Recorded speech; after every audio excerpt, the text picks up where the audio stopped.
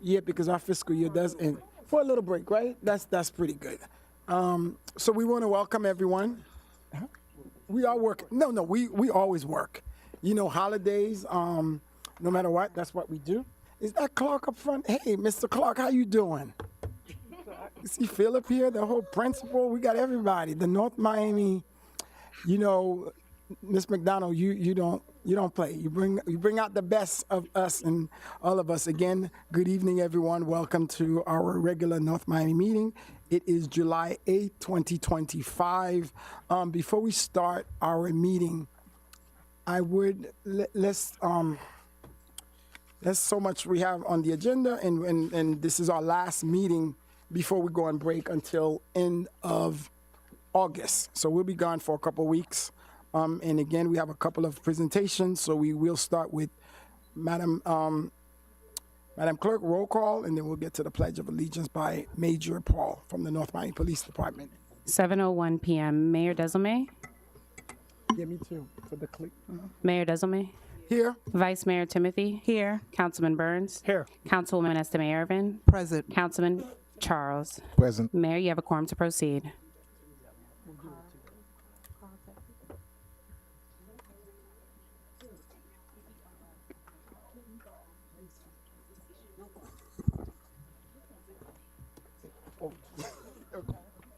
Meeting. Pledge of Yes, allegiance. please stand for the pledge. I pledge allegiance to the flag of the United States of America and to the republic for which it stands, one nation, under God, indivisible, with liberty and justice for all. And now we're going to have the invocation by Pastor Sejour. Is she here? And if Pastor Sejour not here yet, anyone from the North Miami Police Department could definitely. She's here? Oh, yes, there we go. I was actually looking for the wife. Pastor, how you doing? Good evening, everyone. Good evening. Special greeting to Mayor Desilme and the members of the council. We have a full house. Full house. We have a full house tonight. My goodness. Wonderful things are going to be discussed tonight. Father God, in the name of Jesus, we thank you for this day. We thank you for tonight. We thank you for everyone. I thank you for everyone that's here. I acknowledge you as the one in whom we live and move and have our being, which means you're the one in whom we count for everything that we have, for every thought that we think, for every decision that we make. Lord, many issues will be presented tonight for discussion. May your wisdom be imparted to those that will present the issue, and the responses to those issues will be honorable to you and benefit our city and its citizens. We thank you for tonight, and it is in the great name of your Son, Jesus, that we pray. Amen. Amen. Please, let's continue remaining standing for one moment of silence for the victim of the horrible horror stuff that happened in Texas this week. Also, Mr. Mayor, while we're taking a moment, we send our condolences to David Lawrence Jr. and his family. We have a school named after him, our namesake K-8 school. He lost his twin 8-year-old granddaughters, Hannah and Rebecca. Their sister, Harper, 14 years old, survived. There are 130 people dead in the flooding and more than 161 individuals missing.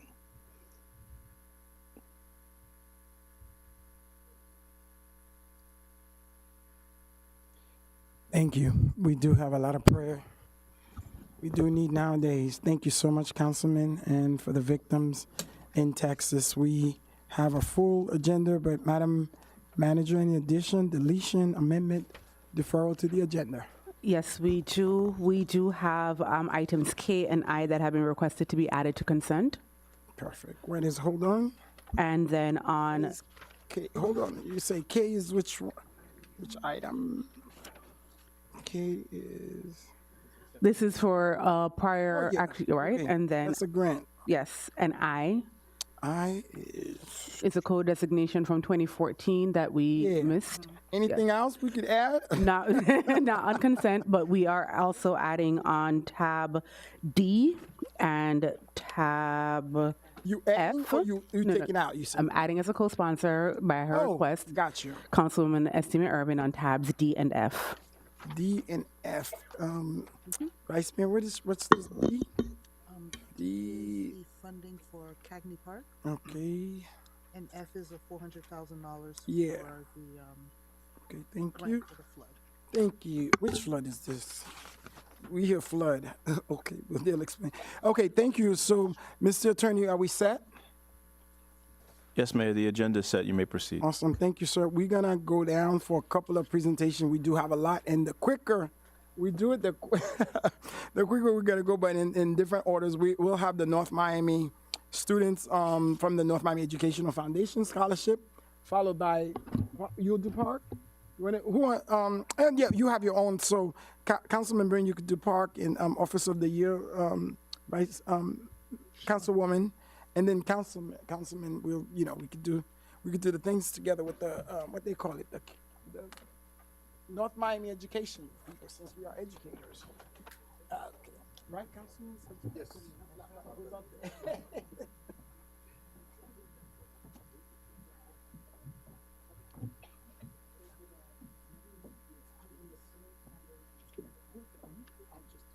Councilman? Good evening, everyone. It gives us a great pleasure and honor. We want to welcome Miss Andrea McDonald, who is the staff contact to our North Miami Education Foundation, which is a committee, aside from all that she does in the city. I do want to say this is not about Miss McDonald, but the work that she does is really commendable, especially she retired 3 times, and the minute that I became mayor, I begged her. I said, Miss McDonald, please, you can't do this. She said, I'm retired. I said, please, please. So we made a deal, made a pact. So she's here. We're going to say thank you. For 2 years, I know. And every time she's keeping me up to what we do, and she does such an amazing job, even when she was at the city manager's office. This is something that she's passionate about, and the group of people from FIU Vice President here to Mr. Clark, to we got principals here. We got everyone as we welcome and do what we do for our kids in North Miami as educators. And I know from Madam Clerk, from Councilwoman Mary Estimate Irving, Councilwoman Vice Mayor Cassandra Timothy, and Councilman Kevin Burns, we truly, truly appreciate the work that the board does with our kids, because you guys are preparing the future of tomorrow for us. With that being said, I'm gonna allow Councilman Franz-Pierre Charles, because he's much younger, and I don't have my glasses. Yeah, please. Yes, ma'am. Yes, she's gonna come. Oh, you're gonna do it. That's even better. So call her up. All right, Miss McDonald's, D4, you know exactly how we do it. Just give you the mic in a minute, but I just want to say thank you to each and every one of you, and to our parents. And I have a few bosses in here. I have Miss Daniel, whom I had the pleasure to work with at Lindsay Hopkins. Not only I was a student there, but also a faculty member. Miss Daniel, I just want to say thank you. Just stand so that people will see you, because come on now, unsung heroes. And of course, we have Dr. Napoleon in here, whom I had the pleasure to work with at our lovely Turner Tech. And he's here. Doc, just stand up and be recognized. And among all, lastly, Mr. Lucien on the other side, I've been working with them side by side at Miami Central Senior High for the past 16 years and going into 17 years. Mr. Lucien, please stand up. All right, thank you. So with that, Ms. D4, I'm just gonna pass the mark, and then you got the mic. Good evening. My name is Andrea McDonald, as they said before. Straw. My board members, I would like for them to come up as well. Clark Reynolds, Stephen Mall, Niece Daniel, Katia Filippo, Dr. Napoleon. I don't know if Major Maycock is here. No? He said he would. Okay, he would try to make it. All right. Okay, first of all, the North Miami Educational Foundation has been in existence since 2012. We started the scholarship program in 2014. So now we are in 2025, so that lets you know how long we've been working hard. We had an investment of $750,000 from Olita Partners because of Biscayne Landing, which is now Solomia. And we have invested those funds. Clark, our shrewd businessman, has invested those funds. We started out with 750. When I looked at the report this morning, we had 800 and some thousand. So thank stock market. So this what we do is use that as an endowment to give the students. And right now we're giving $60,000 a year. We have like 15 students. They get $4,000 each, $2,000 in the fall, $2,000 in the spring. So with that, I'd like to say that the first one is Veronica Brooks. Her school was Dr. Michael Kropp, and now she's at Florida Southern College studying music. Yes, Veronica?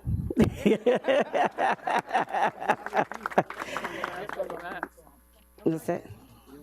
Yeah, yes, please, help. I guess in alphabetical order. Okay. My next student is Rebecca Biename. Rebecca is new to the scholarship programs, high school, Miami Northwestern. She's going to Howard University, studying biology, pre-med, and she wants to be a pediatric surgeon. All right. She's in the district next to D4. Okay, my next student is, Nyla Crawford. She had to leave. She had class. She's from ATM, Alonzo and Tracy Morning. She's at Miami-Dade College studying biological science, biotechnology concentration. The next student is Joshua Diodune. Joshua comes from Doctors Charter School, Miami-Dade College now, studying civil engineering. Next student is Sophia Garcon. She comes from North Miami Senior High, and she's at Bellarmine University, studying finance and accounting.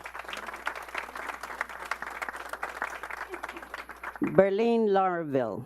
I don't know if she made it. I don't think she. Berlene, okay. She's from North Miami Beach Senior High. Now she's at Miami-Dade College, Berlene, studying speech pathology and audiology. My next student is the third student in the program. He's a brother to the other two brothers that we graduated. Is Cody Lucian. He's from Monsignor Edward Pace High. He's a student at Miami-Dade College, studying mechanical engineering. Ruth Valsaint. I don't know if she made it. Ruth. But anyway, Ruth is from Turner Tech. Her sister also was a scholarship recipient. Ruth is at Florida A&M studying health care management. Now, those are returning students. We had 7 students that have been receiving the scholarship, and they can receive it up to 4 years. It's renewable as long as they are an undergraduate student and they meet the criteria. Our new students are Rebecca Biename, student from Miami Northwestern Senior High. She's going to Howard University. Did I already call her? Mm-hmm. Oh, sheesh. No. Okay, now I'm on Angelina Flurme. Monsignor Edward Pace, Barry University, and she's studying business administration. She's also the former mayor of the North Miami Youth Council.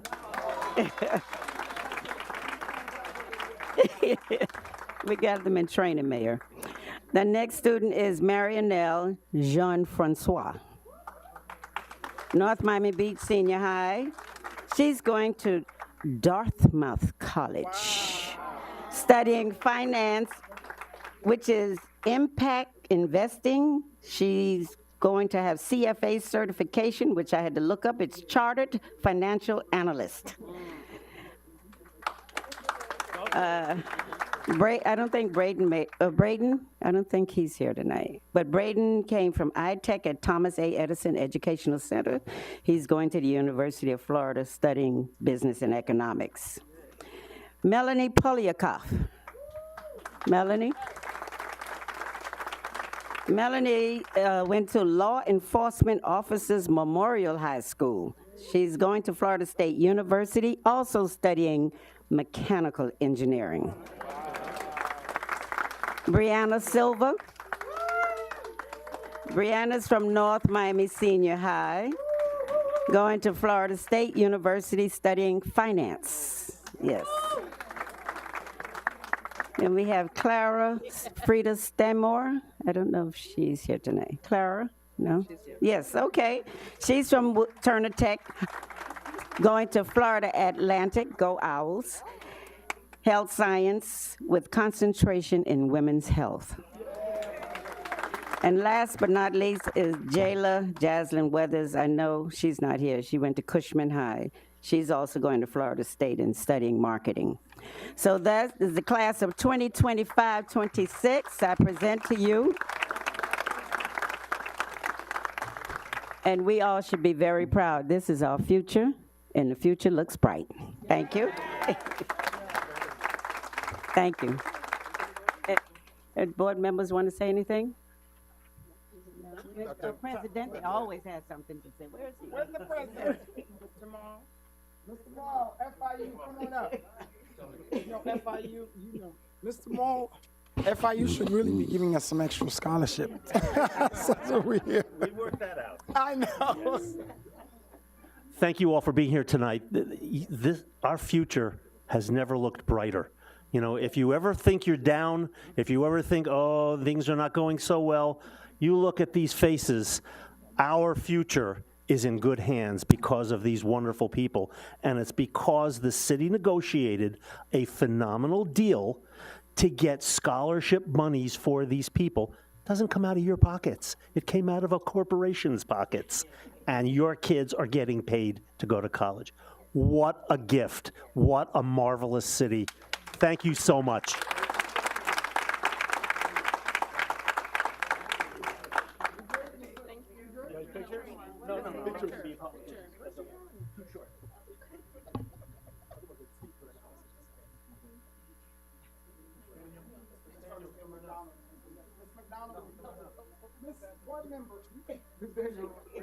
Board worker.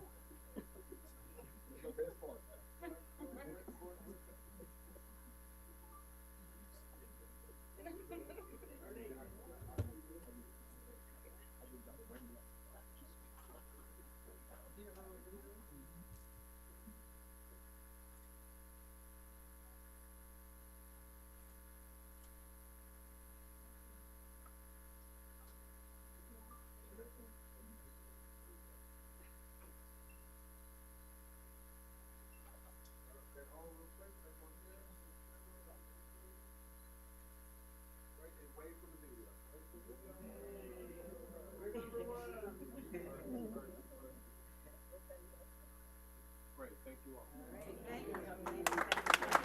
All right, Jeff. That's your phone? Thank God we got that out of the way. I know.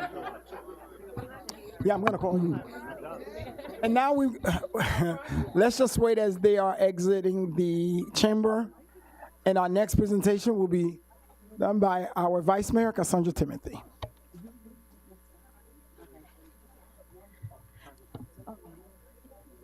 Congratulations to all of our rising stars here in the city of North Miami.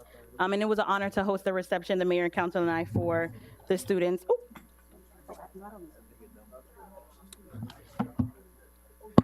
So today they thought they were presenting. I would like to invite Mr. Ernie Taboo to the front, please. I didn't have a chance to honor you at my State of the District, so I wanted to do it tonight.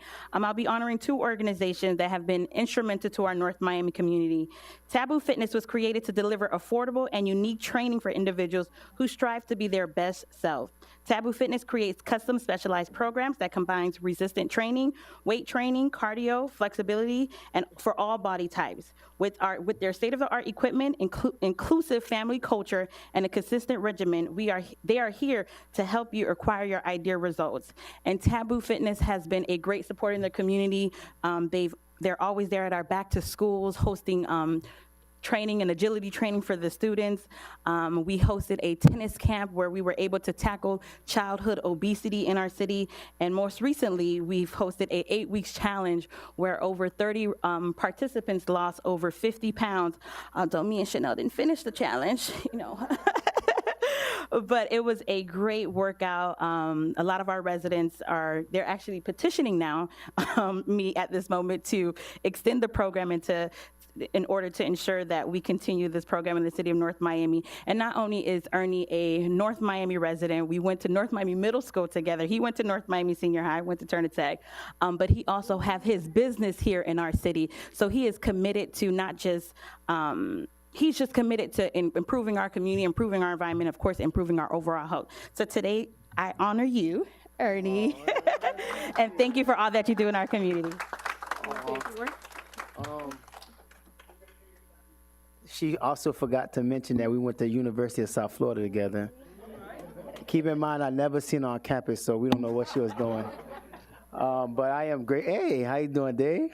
I am grateful to appreciate this award. I just want to say thank you all for supporting, all the participants that have been in the gym, that actually gave me a reason to wake up each morning. I want to thank my son, my wife, my kids, and everybody that was involved in the board. I thank you guys just for being there and changing the city of North Miami from where it was to where it's at now. You guys are doing an amazing job. So this award is not only for me, I can say it's for us all.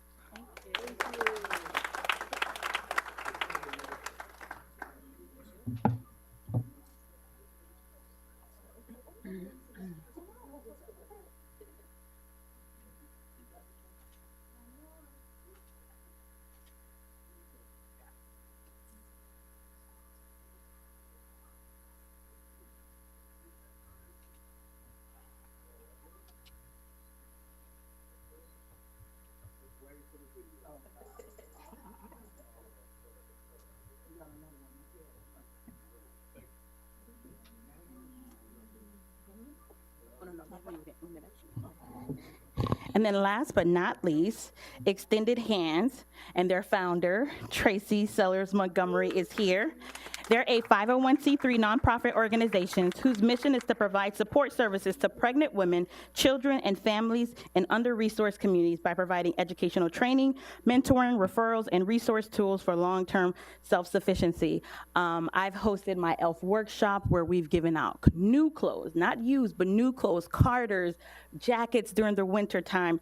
Extended Hand has given us over $1 million in new products to our North Miami community, from diapers to wipes to toys to clothes. And what you do for our families here in North Miami is greatly appreciated. And today we honor you, Ms. Tracy Sellers Montgomery. And I thank you for all that you've done for our community and for being one of my biggest supporters, for being our biggest supporters, and for all the work that you did. I know you are not prepared for this. They thought they were doing a presentation tonight, but they weren't. But I thank you, Tracy.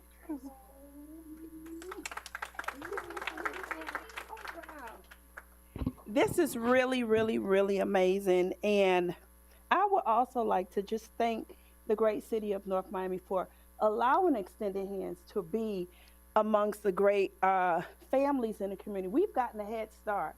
Our country is going through unprecedented times right now. But thanks to all of you, we have gotten a head start. We're on the ground. We have the diapers. We have the clothing. We have the basic essential items for the members in the community. So we're here anytime you need us.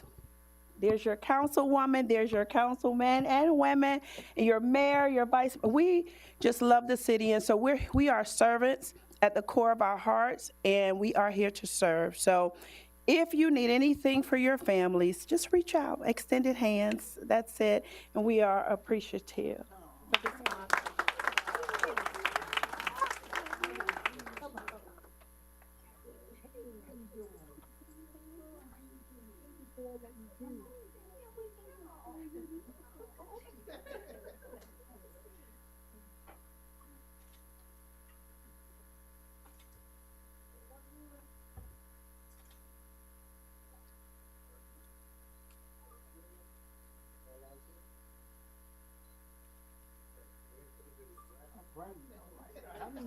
we waiting for? Next, we're gonna call, is it Councilwoman Mary Estime Irving, followed by Councilman Kevin Burns.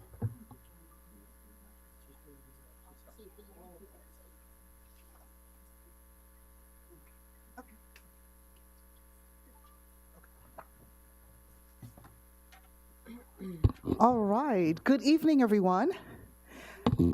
Tonight, I have the honor of presenting to you Officer of the Year. One of them, right? Of the month, I was told. Thank you. One of them is Officer Kenton Turner. As he comes up, whereas the city of North Miami recognizes individual who displays extraordinary bravery, initiative, and professionalism in the face of danger, whereas Officer Turner of North Miami Police Department, the finest, midnight shift uniform patrol section took shift and courageous action during a dangerous shootout incident at 13700 Northeast 6th Avenue. And so today, Mayor Alex Zezume, along with Vice Mayor Cassandra Timothy, Councilman Kevin Byrne, myself, Councilman Pierre-Francois Charles, do whereby declare Officer Kenton Turner's Day in the city of North Miami. Officer? I'll give some more. And we have another one. Officer Sadel Joseph. Officer Sadel Joseph, a proud member of the North Miami Police, utilized de-escalation protocols, issuing clear verbal command while maintaining emotional control despite the subject's increased aggression and refusal to comply. So, on behalf of Mayor and Council, we pronounce this day to be your day in the city of North Miami.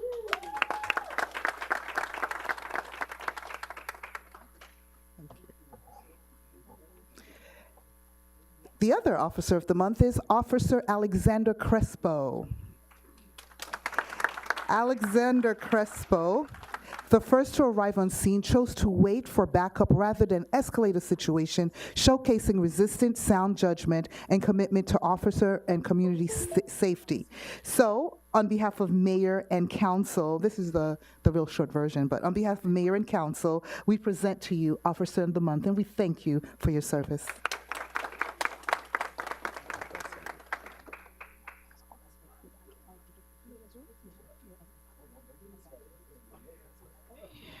And of course, well, I'll mention Officer Mario Pena, Officer of the Month, right?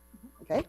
All right. So Officer Pena, after receiving a bolo from fellow officer actively engaged in foot pursuit, Officer Pena immediately joined the search effort and tactically located the suspect, successfully detaining him without incident and removing an immediate threat to the community. And so we also are honoring him today on behalf of Mayor and Council. Officer Pena? And I'll leave the last one. What is that? Oh, just to mention their names? Okay, so, no. And so there's another officer that's not here, but we will mention his name, Detective Saleh. Oh, you are here. Oh, I apologize. You let us know you're here. Whereas Detective Saleh of North Miami Police Investigative Section displayed extraordinary determination, attention to details, and compassion in resolving a violent and sensitive case involving a vulnerable member of the community. And this happened in November 2024. And so, and like I said, this is an abbreviated version. So on behalf of Mayor and Council, we thank you and we appreciate your service. So thank you for all you do. You know, I've been presenting all of these great officers of the month, but ladies and gentlemen, we have the woman that is the chief of our police that we're so proud of, which is no other than Chief Gauze, and I'll give her the mic to say a couple words. Good evening, everyone. Good evening. So as Councilwoman stated, I have this distinct honor and pleasure of leading these amazing officers for the North Miami Police Department. And I just want to say congratulations to you and thank you for your bravery and your dedication to keeping the citizens of North Miami safe each and every day. Your hard work does not go unnoticed, and I hope that you see this as us recognizing you for the great work that you do. I also want to thank Mayor. If you all recall, we were here a couple of months back in the last quarter, and our Officers of the Year did in fact get the award that they were supposed to receive, and it was $250 for each of the Officers of the Year, which they were presented with today. So thank you all, and thank you for your continued support, Mayor and Council, and to our community. Thank you so much.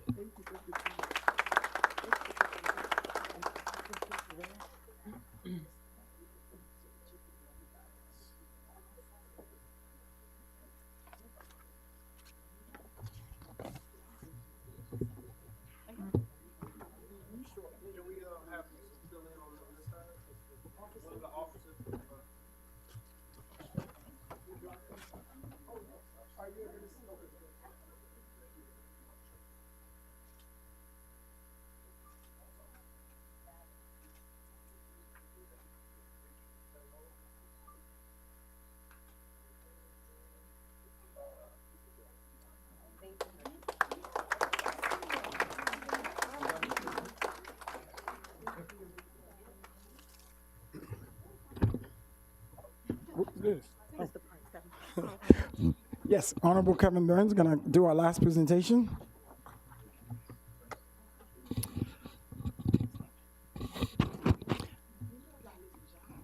Who do we have from Ernie? Are you here from the Parks and Rec? Ernie? From Parks and Rec? Jorge? Oh, come on. Reason I had to ask is our Parks Director has just left us and relocated to another job opportunity in another state, and we're going to sorely miss Christine, but she wanted to make sure that we did recognize the Parks and Recreation Month, and so on behalf of the City Council, we like to show our appreciation and recognize that this month is Parks and Recreation Month and all the fantastic things that you all do to keep our residents healthy, keep them playful, and it gets done in the parks. So at this time, I'd like to present you with the proclamation naming it Parks and Recreation on behalf of the whole City Council. All right,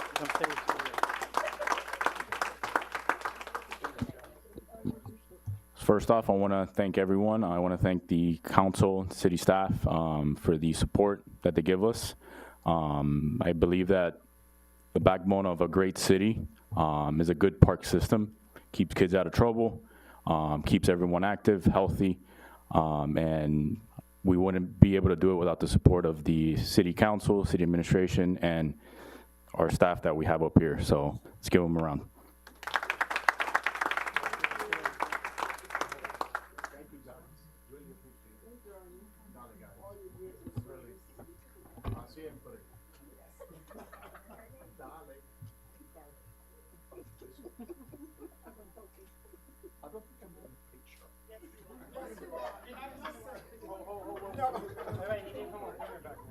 Hold on, I'm coming.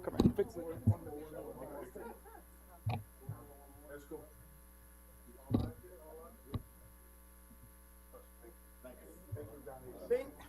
Thank you, Ernie. I do want to say that it does start in the park. When I was 16, I started working with the city of North Miami in 96. My last year of high school, I was an intern, and since then, so I know Ernie and a lot of the guys from Parks and Rec, they know me when I was 16 working in the city of North Miami. I had a lot of hair. It was actually 1993. There we go. There we go. It's a lot of years. A lot of you showing your years in the city. It's a lot. Thank you, and now let's go back.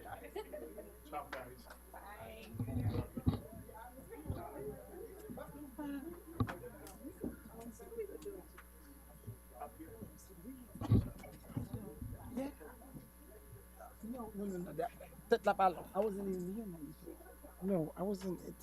I was in elementary school. Thank you, thank you. And now we're gonna have a real quick presentation by our. Let's do. Now we got a couple of. I know we're trying to get to city event, but we have the state lobbyists who will do, and Angela. So which one is longer? So let's go. I'm playing with you. Are you doing it or okay? I have something. Okay. May Flora will do our update of Yes. city. Good state evening. lobbyists. Yes. Yes, Mayor and Council, and through the manager. We do have Mr. Clarence Williams, who is our Senior Public Advocacy Director, representing Becker and Polikoff. He's on the phone. This is state. Mayor Desmay. Hi, how you doing? Vice Mayor Timothy, members of the council. It's an absolute pleasure to be with you guys this evening, only in 2D. My apologies for not being able to be there. I have a presentation actually early tomorrow morning to talk about the amazing amount of nothingness that's going on up here in DC. It's super quiet, nothing happening. Seriously, as one of the speakers mentioned earlier, we are in unprecedented times up here in DC. A lot of interesting things going on. So I want to give you a quick overview of some of the things that are happening and how those things may or may not affect the city of North Miami. You'll note that in your packets you have a PowerPoint presentation that I prepared for you. I'm going to dispense with that in the instance and consideration of time. But certainly use it for your reference. Any questions you might have after this evening, certainly you guys know how to get in touch with me. Give me a holler. It'd be my profound pleasure to answer whatever questions we can. So unless you've been hiding in a rock somewhere, you know that we've been working feverishly up here in the House and Senate on the President's Reconciliation Bill. That bill contains the vast majority of the president's platform going forward. A little bit about what reconciliation is and what it's not. What it is a process. It's a procedure used in the Senate to allow a major piece of legislation, only one that affects revenue, to pass in the Senate by a simple majority vote. As you probably know, in the U.S. Senate, for a bill to make it to the floor, it takes 60 votes. So when you have a margin of only 3, you need extraordinary measures to get that done. The reconciliation process is 45 years old. It's not new. It's been used now 23 different times with varying degrees of success and failure to pass some large pieces of legislation. In this instance, the House started with the reconciliation package. They passed that back on May 22nd with a 215-214 vote. That was followed in the House this past Tuesday, with a 51-50 vote after they had made some changes to the bill. And then final passage back in the House again with a 218-214 vote. Now, what a reconciliation bill is not. It is not an appropriations bill. It is an authorizing bill. It allows the U.S. Congress to spend monies in certain ways. There are a number of funds that were created, but until they're actually funded by the appropriations bill, they have no effect. The bill that was passed by the House and Senate and signed by the President is going to impact the deficit by about $3.25 trillion over 10 years. For FY26, it's going to hit the budget for somewhere between $131 billion and $161 billion. We're still having analyses done on the bill to see what the actual effects for FY26 and beyond are going to be. You've heard about a lot of the things that are going to be problematic, but there are a few good things that the city will be able to take advantage of. One of the things that happened early on in the process had to do with municipal bonds. At one point, that was number one on the list of things that were probably going to get cut. They decided not to do that in an abundance of caution, so that's one good thing. They have created a new housing credit of 12.5% for low-income housing to make sure that our housing stocks don't decrease over the foreseeable future. Along with that, they created a permanency for the new market tax credits, as well as opportunity zones. In fact, they'll probably be doing some more work on opportunity zones to provide an incentive credit for creation of workforce housing. And I'll be happy to come down anytime you guys want to talk in more detail about the opportunities there.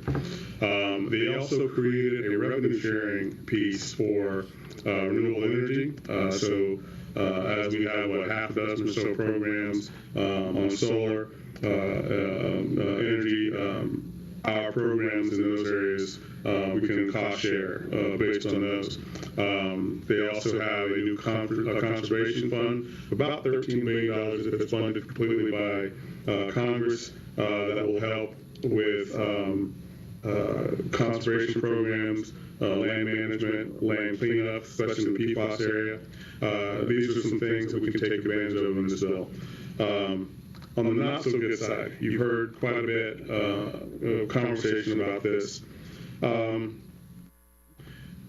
The best way to put it is this is a fairly sizable unfunded mandate to the states and local governments. We'll ultimately see how this plays out over the next year or so. The biggest piece, of course, is the modifications that they made to the Medicaid, Medicare program, specifically to Medicaid. The early feedback from the Congressional Budget Office is that it is likely to result in about 12 million people losing health insurance over the next 10 years.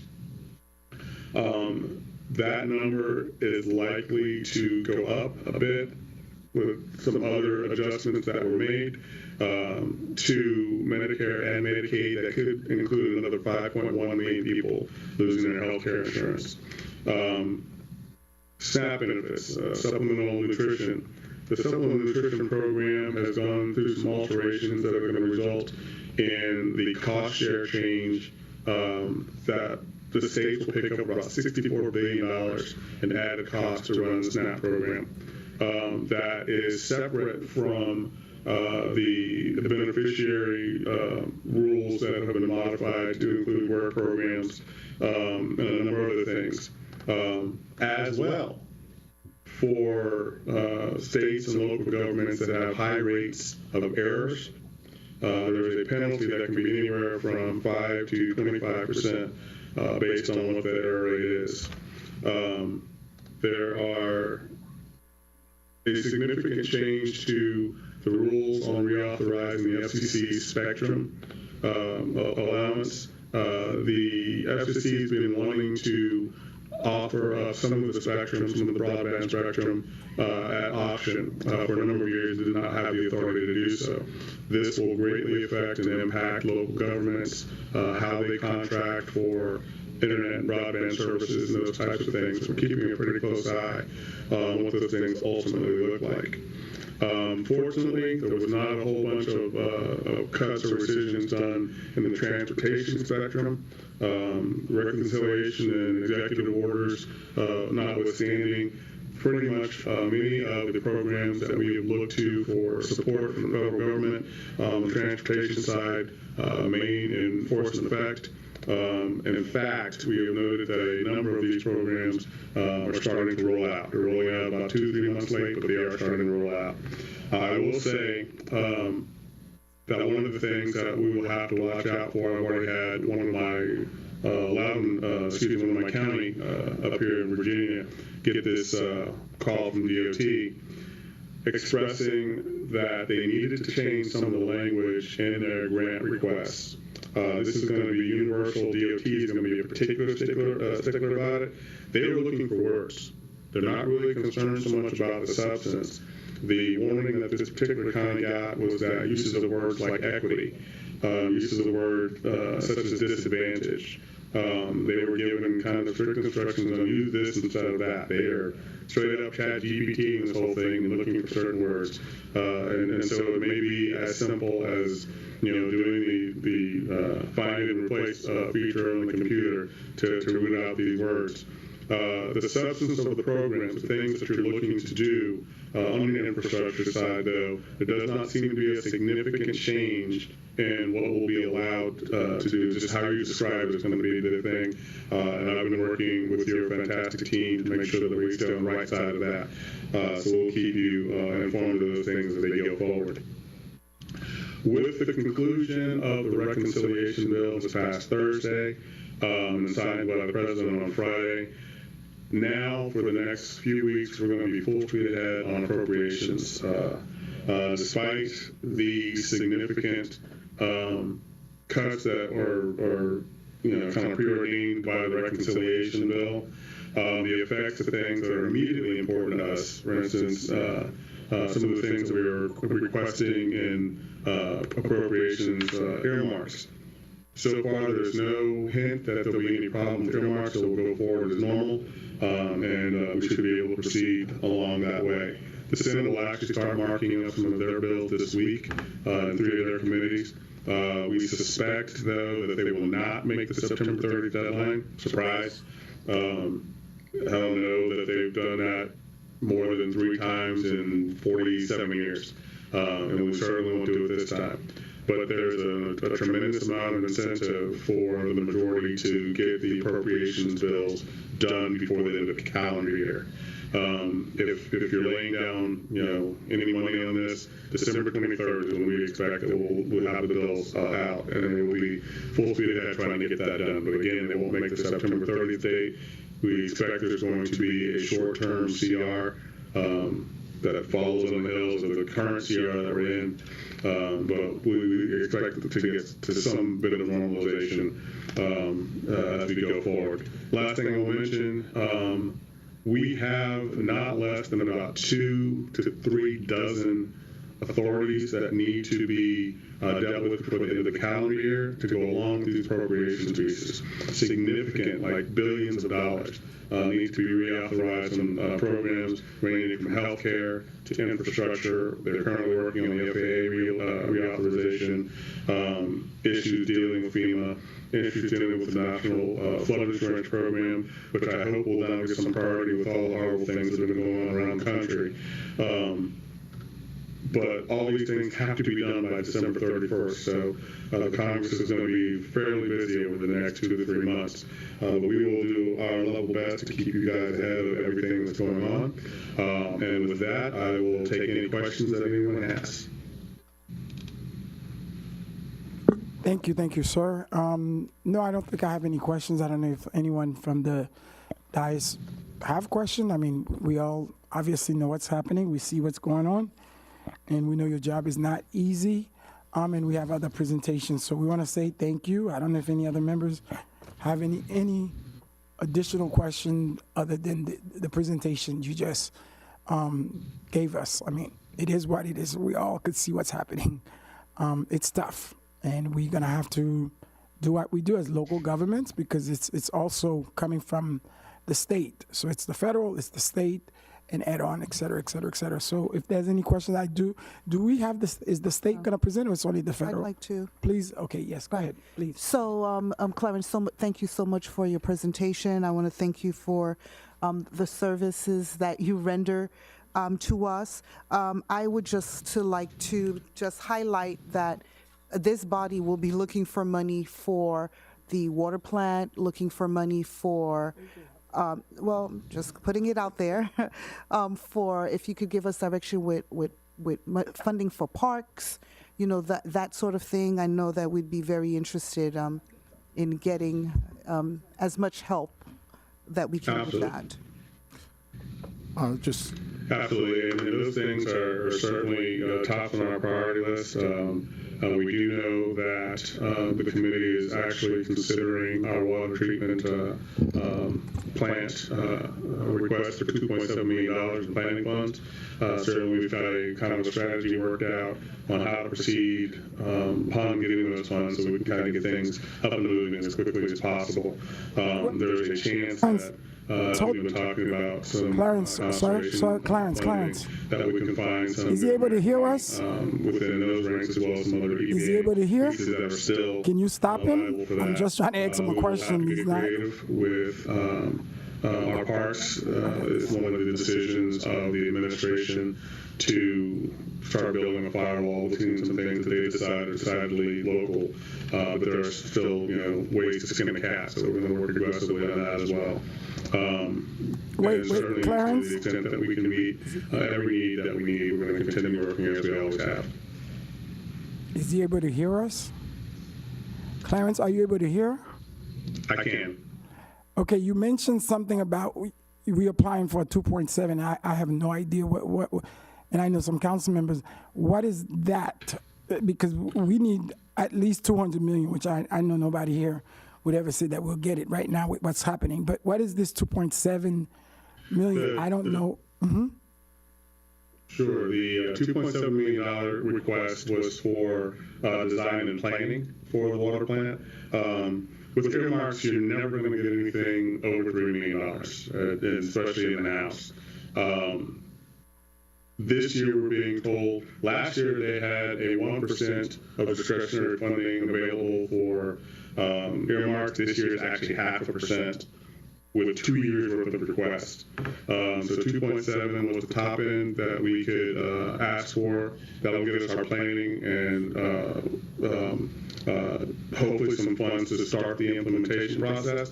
It will also provide us with the impetus when we're talking to the agencies about grant funding, the larger sums. Once we've got the planning monies in place, it kind of follows in and some of the implementation funds, come to us. Okay, I have no idea what's going on here, but okay, thank you so much, sir. We truly, truly appreciate it. We do have our state lobbyist who would go ahead and do her presentation. Thank you so much, sir. Very welcome. Thank you, sir. Yes, got it. All right. Do I move this?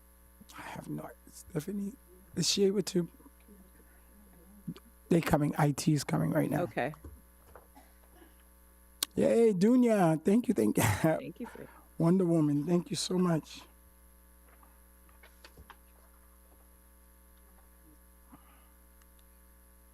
Sandra will be here for a while. Thank you. All right. There we go. Good evening, everyone. Mayor and council, good evening. Can you guys hear me? There, no, you can. Okay, sorry. I know how to catch a hint. This is a full agenda, so we're going to go through this very quickly. But I will say that Ron and I have been working together to put together a more comprehensive report for you guys, specifically concerning city issues. We are going to go very quickly over some of the bills that either passed or that show some genuine concern moving forward. DC is not the only place that is experiencing unprecedented times and unprecedented legislation and budgetary restraints. So I will go through this very quickly. This session, we saw a continued and an increased strong-arming of you guys' ability to govern yourselves. So utility relocation is not necessarily 100% one of them, but it is something that you guys should pay attention to. What this does is it allocates $50 million from the state communication services tax to reimburse service providers for relocation expenses mandated by local authorities. What you need to know from this is that it takes money that would have originally come to you, but now will go to utility services, but it also means that the cost for utility relocation will not come out of your budget. Wait, what do you mean out of our budget? It ensures that infrastructure projects proceed without requiring local governments to bear the cost. So if FPL has to do something and there's some relocation fees associated with that, that has to do with any type of road work that is under your realm of responsibility, you would not have to pay for that. Okay. But it also takes half-cent sales tax program money that would have come to you as well. So it's a give and take. This is a really long bill that does a lot of modification for your planning and zoning.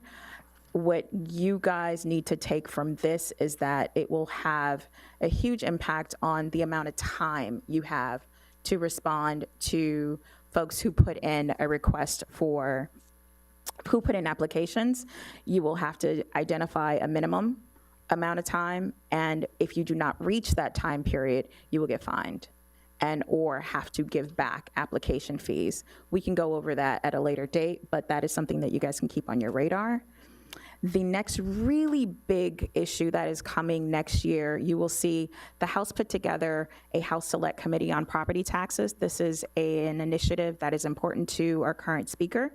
And the House Select Committee on Property Taxes is going to require a referendum on the question of eliminating property taxes on homestead properties.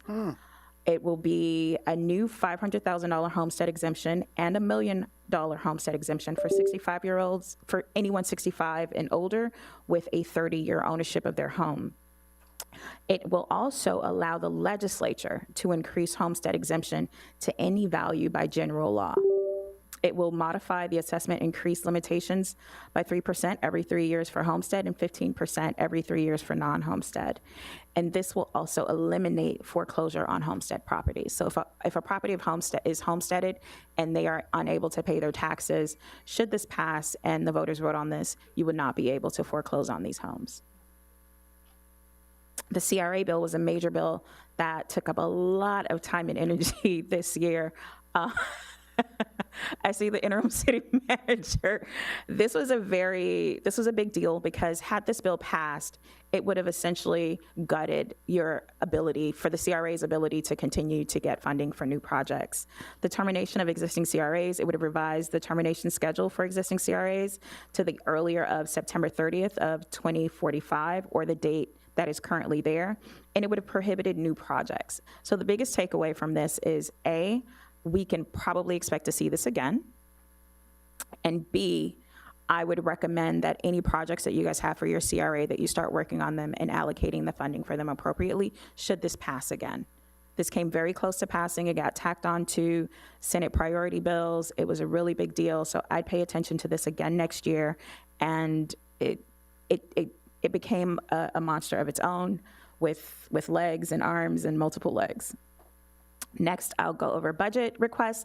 This year, we strategically decided to have 2 budget requests. One of them was fully funded at $287,000. Raina and I have also been working together to make a list of grant opportunities. We will be meeting with DEP to try to get as much of your water projects within the DEP grant programs as possible so that we don't have to deal with line items. Dealing with line items becomes extremely difficult, especially in this type of climate where a lot of things are approved or not approved just based on politics. We have a really great relationship with the DC office. We'll continue working with them on grant opportunities. And district priorities, this was something I believe we were working on prior to. I think that you guys are supposed to have a meeting to give us what your priorities are so that we can work on grant opportunities for that. But as soon as you guys can get that to us, we'll start working on that. And we are asking collectively for your priorities for 2026 by October 1st. This is an extremely long session, and there's a short break between this session and next session. So the sooner we can get the priorities, the sooner we can get them to your legislators and start working them on your behalf.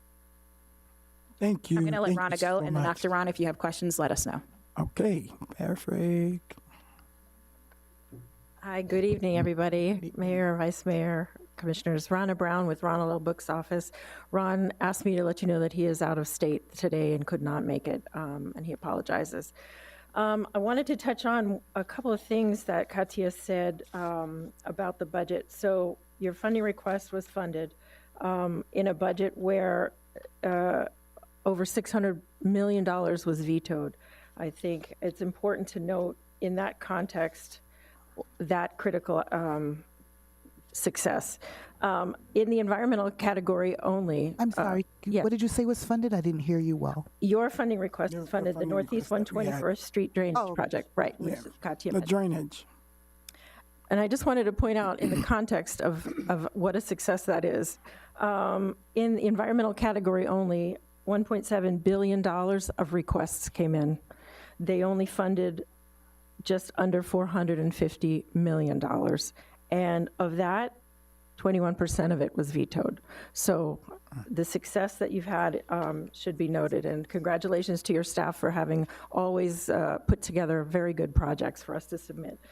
The septic to sewer improvement project, as you know, was not funded. I think that Katia mentioned that's something that a grant project would be right to do, and we're putting all that together as well. One of the other things, I don't want to be the one that brings all the bad news, but one of the other things that they did pass in the very last part of the session, as you know, it was extended, in the implementing bill that implements policies in the budget, is a type of a Florida Doge program, right? Yes. So they now have the ability, the governor's office has the ability to now go into local governments and request documents, request histories, request anything that... Yeah, we got the letter. You got the letter, okay. So there are some penalties that go along with that for noncompliance, so I know that you and your staff will be keen on looking at that. Another thing that did not pass that was good for local governments is any change to sovereign immunity or these lawsuits against government. The caps remain the same. Each year that gets closer and closer to passing. I think, though, that, as Ron would say, the taxpayers' money is ultimately going to be impacted with excessive lawsuits against any local government. That seems to be a process that works now the way it is, to where if something happens tragically to somebody, they have an ability to get compensated for that. But other than that, it should stay the same. One other thing that I did want to mention, there's two or three preemptions that are important. The Live Local Act, this is, I think, the third Live Local Act. There are two preemptions again in that bill. The bill requires local governments to allow affordable housing projects on commercial, industrial, and religious institutional properties. Local governments must approve qualifying affordable housing projects through an administrative process without requiring rezoning, special approvals, variances, or amendments. And that's pretty significant. It is. So they bypass the council pretty much? Yeah. Okay. So now, when the residents come for these construction, these don't come to us, go to DeSantis. Yes, ma'am. Or your state representative? No, the state rep can't do nothing. Only, go ahead, ma'am. One other bill that passed is Senate Bill 180, which deals with emergencies. It's kind of a comprehensive bill, but two provisions in it create more preemptions for local governments. There's now, for 1 year after a hurricane makes landfall, the counties that are affected and 100 miles outside of those, the track of the storm, are affected by this preemption that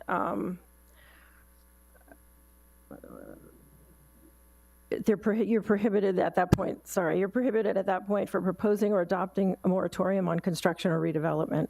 The second preemption in this bill deals with the tracks for Hurricanes Debbie, Helene, and Milton. This bans new moratoriums and stricter regulations that are retroactive. Applies until October 1st of 2027, but it's retroactive to August 1st, 2024. So that's quite, I mean, Florida's not much more than 100 miles wide, so that affects quite a lot of cities. As Katia said, we have a comprehensive report that deals with a lot of the other bills that you would need to kind of dig into, that we're happy to send and answer any questions you may have. So thank you. Thank you so very much. Katia, I think I'm good. Members of the council, any? Thank you, guys. I think we all could see it's not only at the federal level, that it's happening at the state, and you're right. We did receive the letter, all cities, all 411 cities, but obviously they were targeting some cities. And the letter basically, and I think May Floyd did an amazing job, analyzed the request that came in from the governor's office. So basically the same thing that you see at the federal government in terms of the Doge. So they want to do some sort of similar thing with local government. And basically they said they will come and do all checks of the books and just to make sure that we are in compliance. The issue that I have with that is they're not saying what they are coming to check. So the idea is DEI is the first thing that they mention, and we know the code word for DEI is black people stuff. I mean, we are a migrant city. We are a city of very diverse city, but you know, majority of our folks are black. So when we hear the keyword and they put it, this is a government talking to us, and they're gonna come in and check our DEI stuff. We don't know what's DEI. So first we need to define, or they need to tell us what are you coming to check? What is it that you consider that's DEI? So we got some work to do, and we want to say thank you to you guys because we know it's hard, and we're not at the federal level. We're not getting nothing. So thank you. I want to Thank you, speak to that just very quickly. I think Clarence spoke on it. I would pay attention to keywords. If there are programs that you have in place that are funded through the state, I would go through, make sure that keywords are taken out, reaffirm, and the law is the law, the way that it is right now, and we have to abide by it. They set the rules. Elections have consequences. This is where we are, and we move accordingly. The other thing that I want to say is it is an era of immense amount of preemption. So what you can do as a city, I would do. You look at the laws, we'll send them to you. We'll send the legislation to you. Those that passed, those that didn't pass. Those that didn't pass, if there are opportunities and things that you guys want to work on, I highly recommend you guys working on them. We can have those conversations outside of this moment. But yeah, ChatGPT is free for everybody. You can run them through. It's cruelty also. That's the name of the game. So thank you again. You guys have a I wonderful appreciate it. Thank you. Yes, sir. Question. Sorry. Yeah. Just want to say thank you for the presentation. And Ms. Saint-Fleur, I have questions for you. And you were talking about for the city just to send priorities for everything. And then I remember on the day that we voted on the resolution to renew the contract of all lobbyists. And then I met with you on the lobby over there, and we had a conversation one-on-one, and I asked you a question about our water treatment plant, and then the answer that you gave me was not so pleasing. So I just want to ask you where we at, and working to, I know we're working on some funds at the state level for the water treatment plant. I don't know exactly. Just want to tell you, as one of the top priorities, that is something that needs to be done, and we have to work on it like today. You could either jog my memory now or later on. Yeah, your answer, if I may, was you guys fired the city manager. No, sir, that wasn't. Yes, we can ma'am. Talk about that. Yes, ma'am. That was just right there. I said just right there by the elevators. You're talking to Charles.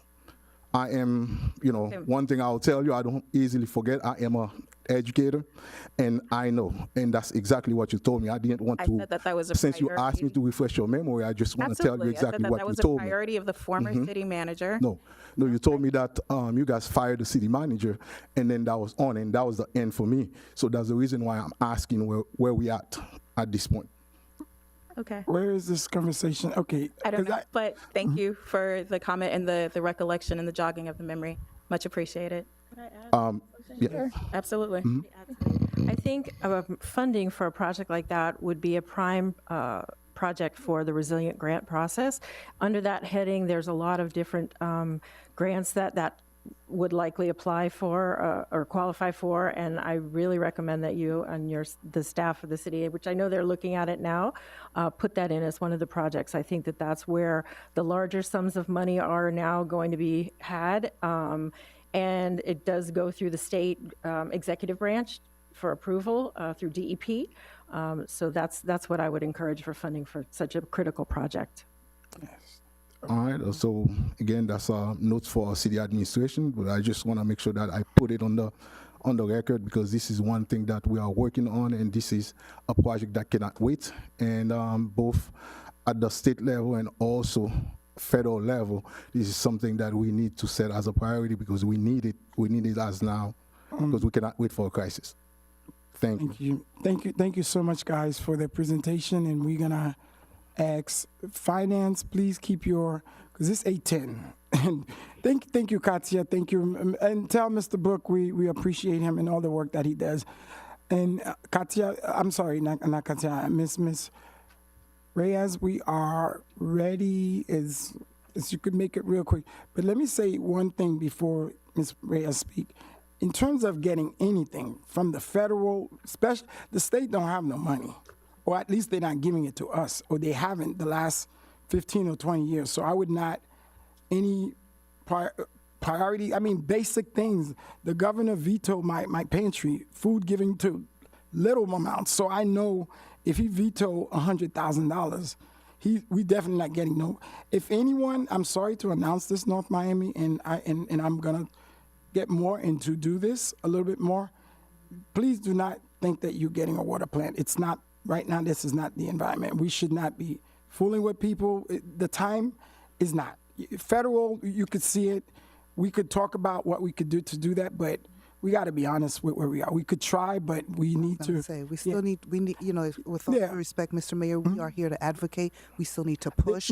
I know there are times. It's been clearly stated. I think the world knows, but we have to continue to push. Well, we have to continue here's to the advocate problem and with that councilwoman, and I will definitely, I will let the community know, obviously, and they know since I brought the idea, we were pushing it, and I'm going to be very, very honest with folks. Yeah, we need to push, but we also don't need to be spending money and doing things that's not. We already know. There's nobody right now who could tell me that we're going to get $100 million from the federal government if they slashing Social Security and Medicaid and all these.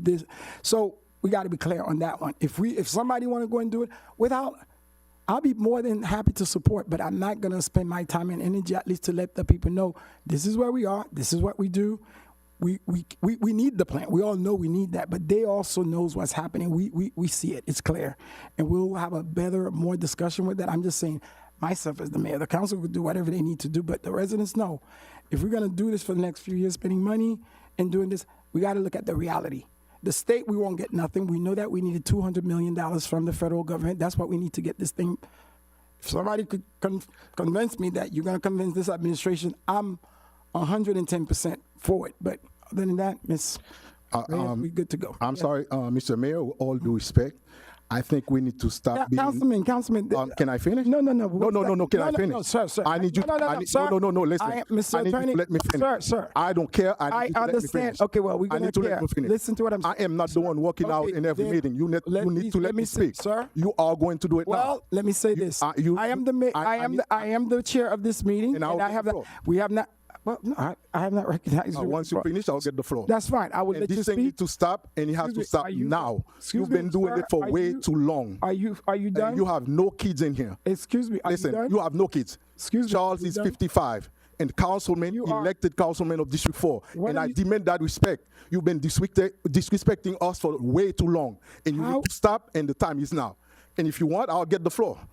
Mr. Councilman, and listen, just like anyone. Listen, excuse me, sir. Listen. Okay. And I need the floor.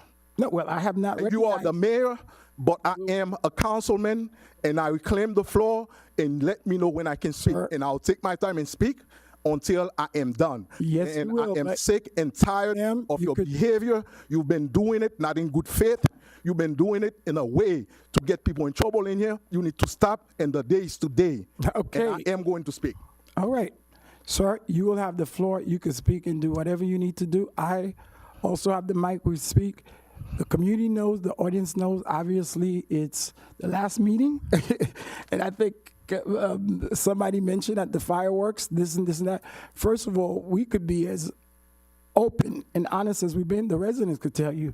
For somebody to say, I've not let people talk, whatever the case is, people could say, and you say, I have disrespect, whatever the case is, which is clear in what's going on and what's happening. We have a presentation going on. I mentioned something in reference to the finance director. Now you throwing stuff. We've been disrespect. I'm not doing anything. I am patient. Okay, so you're gonna have the time to speak. Okay, you got to do that, Ms. Red, Madam Manager. I'll ask the council. I'm going to let him speak because I don't know where it is going tonight. I don't know where we're going to have the time to go ahead and do what we do at the meeting. It's 8:15. Sir, you have the floor, please. Thank you very much, Mayor. Just want to put it on the record. Certain things that been happening in here, they just so happen, and you, as the leader, as our mayor, I ask that you do better. Okay. Meetings after meetings, you have some signal words that you stand out. I heard thing on the street, the same way you like to say it, and I know the plan and everything, replacement plan and everything, I heard it. You said a plan? Let me finish. Oh, okay.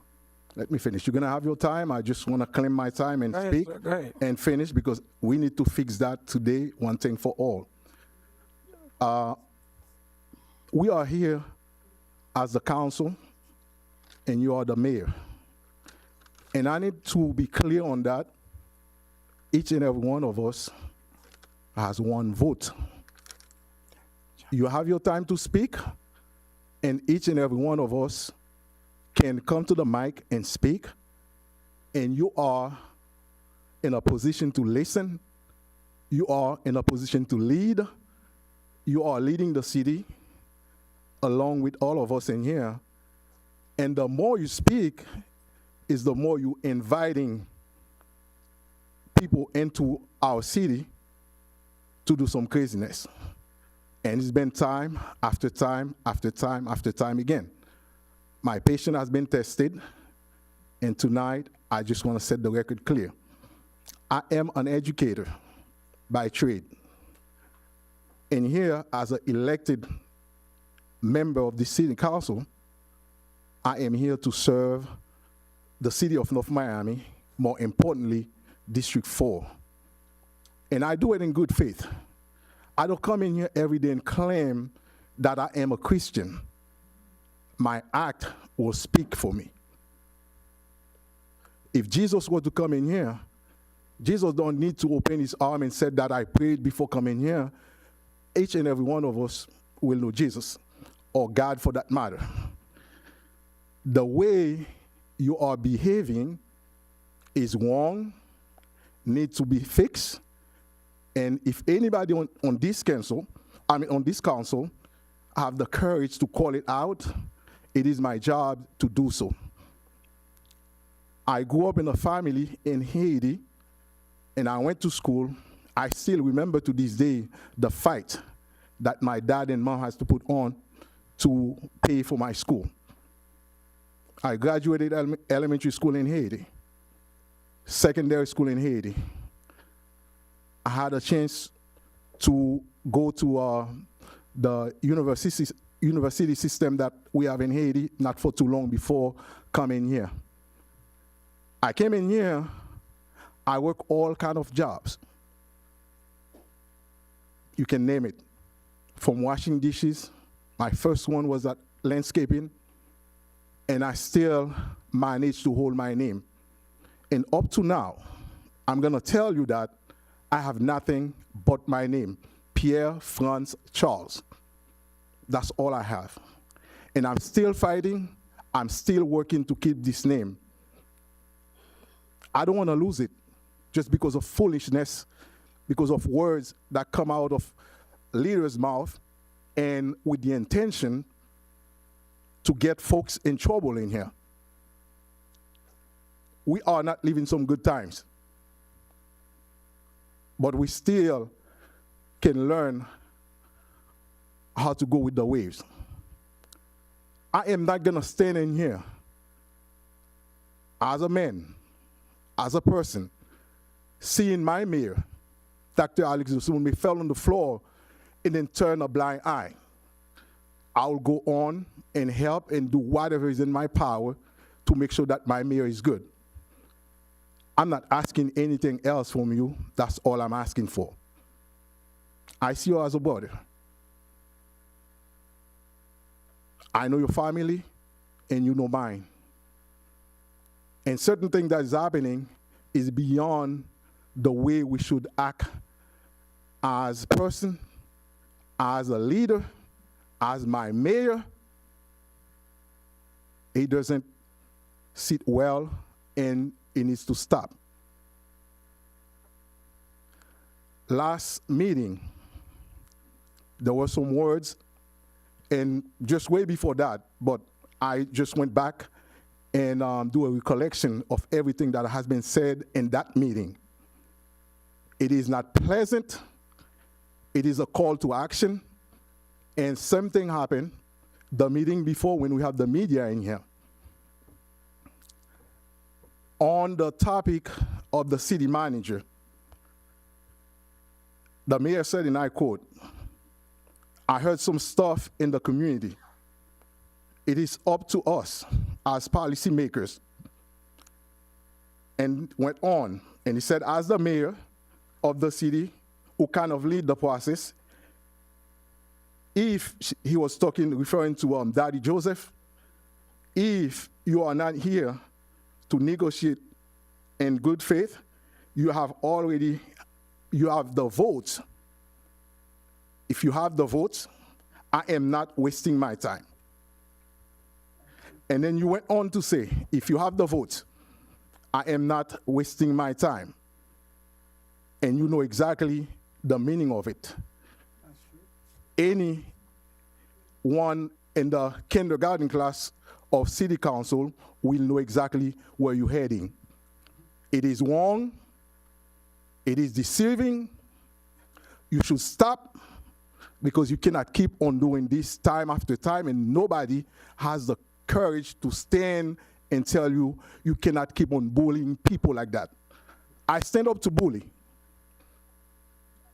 This year will make it 17 years at Miami Central Senior High, teaching freshmen, the lowest 25%, ESOL and ESC. I've seen it. I've seen it.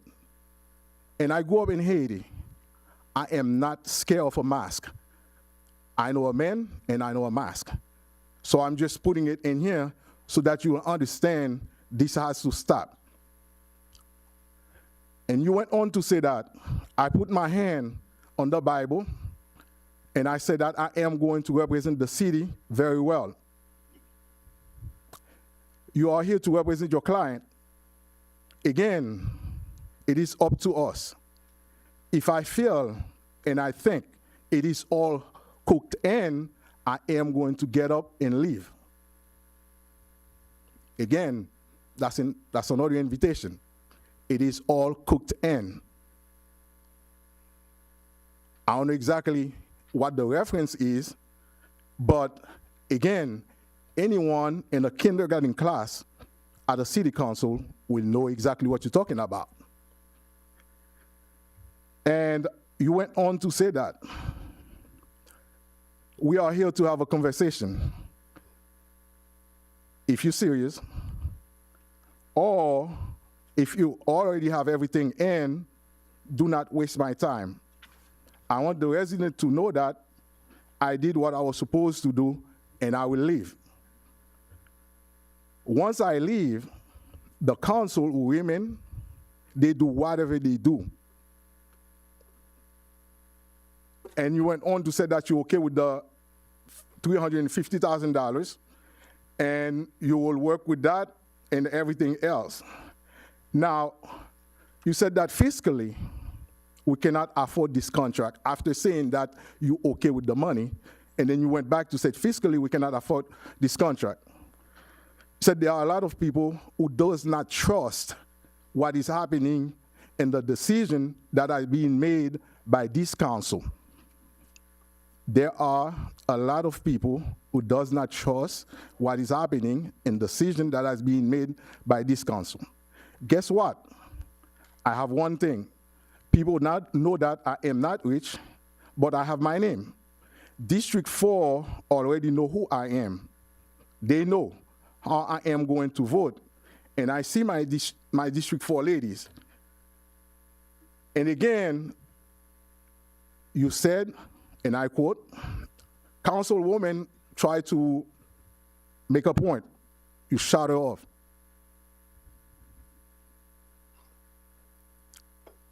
The councilwoman, as a person who is voted in the city, there is no way that you will even entertain such a proposition. Honestly, tonight, y'all can do whatever you all want to do. That's your business. I don't care. People who are watching, they're not stupid.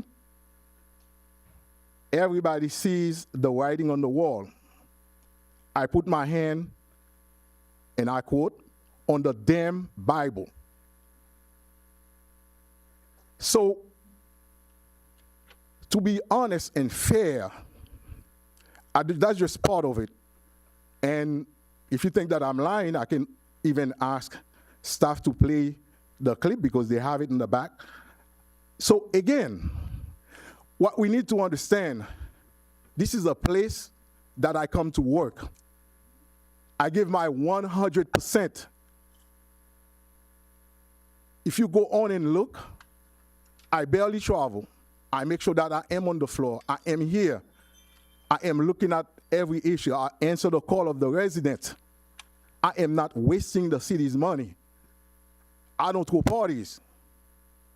I do things that will benefit the resident.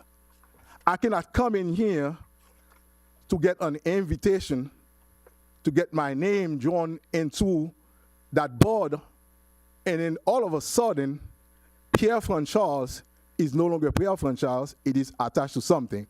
So now, to our city attorney, I have a quick question. Mr. Attorney, is it right for me to sit in here and decide that something is not of interest and then get off and leave? Can I do that?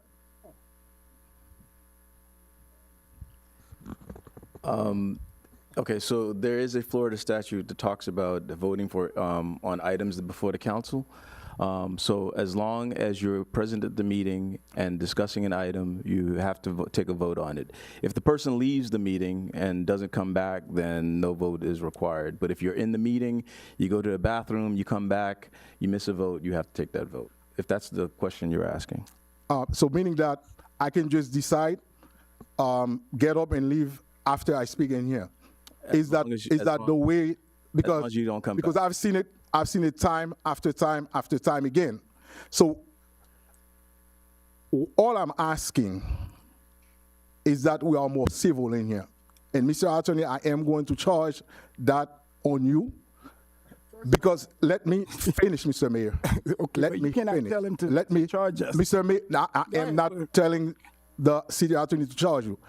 To help out and fix that record, because we cannot let, I'm not going to say we, I cannot let this continue the way it is. It is a trend that is going in the wrong direction. I was elected in District 4 to serve the district. I was elected to do my job in here as a councilman, and I come in here every day, do exactly what I was elected to do. This kind of behavior, and like I said, I just basically read some of it, and I have a lot more, but I don't want to hold that meeting forever.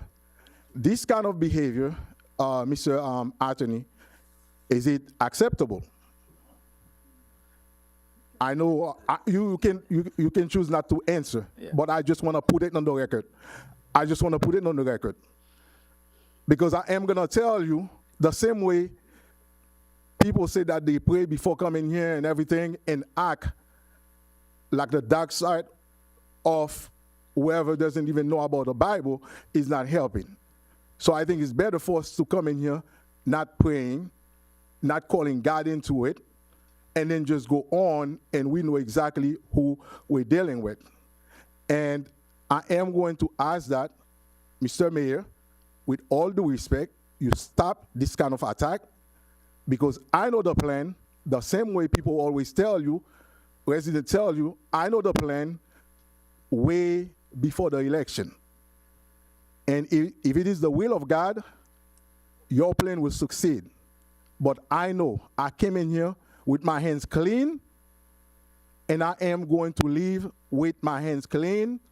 The things that I have is my name, and from now on, I am going to set the record straight. Mr. Mayor, you are the mayor of the city. You have one vote, and whenever you are speaking, we are listening to you, but that doesn't mean that you own the mic. That doesn't mean that someone on that council need to leave on your yelling, your shouting, you're always shouting people down. It has to be stopped. And those code words that you are using in here on these days gotta stop. It has gone too far, and this is my request, and I hope that you can honor that request today and for the rest of the time we are serving in here. Thank you very much, and thank you for your time. I yield back.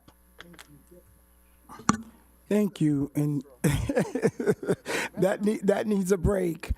Obviously, we all could see it's a lot of what's the right word? It's a lot of attention stuff that's going on, that's happening here.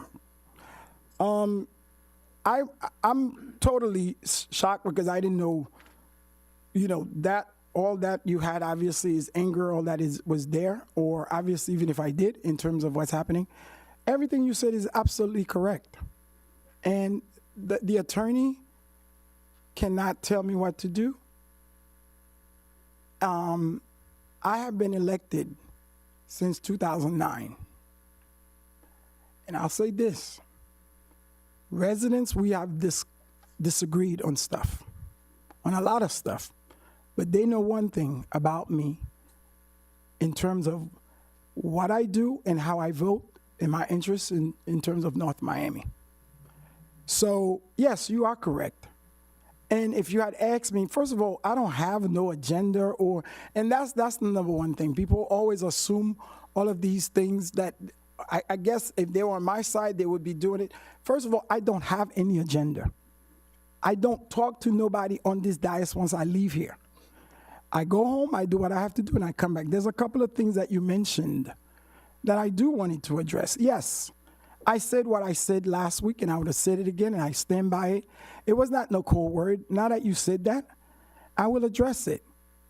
I had 6 residents prior to the meetings, days before, that called me and told me what was going to happen. So when you made this statement that you saying that this needs to stop or whatever, you can't tell the people what to think or what not to think. I'm one of the persons. So if the council, if I have residents calling me, telling me this is a game, don't do it. And by the way, I'm telling them, arguing with them, saying no, because I always see the better of folks in terms of, I said, no, don't, because I know residents sometimes do take things a little bit differently, but when people calling you after and after telling you what's going to happen, and Councilman, no, it's every meeting that they are calling me, telling me exactly what's going to happen, and I'm sitting there arguing with them, telling them, no, that's not going to happen. They know, no, this is exactly what's going to happen. And one of them did call me that day and said, Mr. Mayor, you're wasting your time. I know you. Did you, first of all, 3 of them called me and said, how did you do this to us? I said, did what? What are you talking about? They said, you have said you bought a manager, and the manager that you have supported, this is the package that this manager is bringing. Did you do that? I said, first of all, no, I did not. And everybody in here, Councilman, and I'm going to say it, we could say it, I'm going to say what I'm going to have to say. You could believe it or not, whatever you, that's your personal choice, and the residents could believe whoever they want to believe, but I will always say, speak truth to power. I am not here for anybody's interest. When Mr. Larry Spring was the manager, and I'm not talking about years, I'm talking about a couple years, I had a company we just talked about, called me and offered me a job of a lifetime. They said, you'll be set. We have the best thing. This was FP&L. I went to a 1-year thing with them, and the person who recommended me for that position, it was just, but there was one thing towards the end of that process, that lengthy process of meeting everybody up to the president and everybody in there. They said one thing to me, and I told them, you know what, as much as I want this, I choose North Miami. I left teaching. I choose to do this. And you cannot, although I want the job, I do want the money, but I will make that decision, because they told me towards the end there was one thing that I couldn't do, and I walked away. Recently, I had another job that offered me almost $1 million, and Lord knows everybody needs money. I told them, and there are people in here who know I cannot take the lead of being anything, because my focus, my commitment is North Miami for the next 2 years. And if I choose to do something else, I will. So there are residents here in this city. I've been here, I mentioned, since Park and Rec. Since 97, I started working for this city. I was 16. I'm 47. And you could do whatever you want to say, or whatever you want to do, or talk about the way everybody in here. I don't think there's no one, Councilman, and I really don't know who the person that you are describing, that the people here would know. You and us may think there's this alternative thing in terms, and I'm speaking about me. No, there's nobody, and I mean nobody, in North Miami. You could go and call, and you could say that I went to them or they came to me to talk about council members here. I don't do that. And I haven't done that for years, although people assume. When residents call me to complain and tell me about other things, I try to get them off the topic. And you could name the person, because I don't like people throwing stuff out, because you saying that I haven't let people speak. I've been speaking, yelling, that's not even my character. I'm here, we here, we working together. That was my hope. There's no mayor. There is no mayor in America that don't want their city council to get along. But that's a decision that I did not make that decision. How you guys decide to do your thing, that's you. I don't talk to no one in here. And everyone from staff, since I've been working here in this city, knows I don't have friends. Employees are not my friends. My only friends are the residents. And everybody knows that, period. So that's why some of them call me. And they will say something to me. They ask me because they say, we need some direction. Even with this thing right now that's happening, they are calling me, asking me, just talking and listening. But there's no residents, and you could say the name who called me, who's saying there's an alternative modem and this and this and that. When they call me to tell me certain things that I do not like or do not want to hear, I don't want to be called down and be asking questions. Nobody, no. And I would not want nothing that's not of what for my city. I represent this city. I lived here. I'm a graduate of North Miami Middle, North Miami Senior High. So my investment in North Miami and my commitment is, I don't have to tell nobody. Everybody who's here will know on some things. And if I do something, Veronica, all these people, they are surprised. They're going to say, whoa, Mayor, how did you do that? When I left the meeting, and nobody could tell me when to leave and when not to leave. Everybody's adult. That's why I respect everyone, residents or wherever, but I demand the same respect. If I leave a meeting, that means that I do not want to be part of this. It's not no disrespect to whatever. There's some information after that resident told me, and it wasn't one, it wasn't two, it wasn't three. I made that decision. And I asked, and there was nothing that was, hiding. I asked the representative, are you here to really have a conversation based on what I sent her? And that's what I said. I was good. And when I left that meeting and I got home and I started listening, there was some stuff that I did hear. People were talking about the travel, and I'm going to address. I thought I was going to have time at the end of this meeting for all this fireworks to come out, but 4th of July just passes. It's just out now. So yes, if you want to address it, we could do that. But as a council, all of us together, the community is seeing what's happening. Nobody could go and say that I've been this and this and this and that and all, because that's exactly what I just heard, that you saying some things that I don't respect council members. That's not even me. The manager, the attorney, they could tell you every week.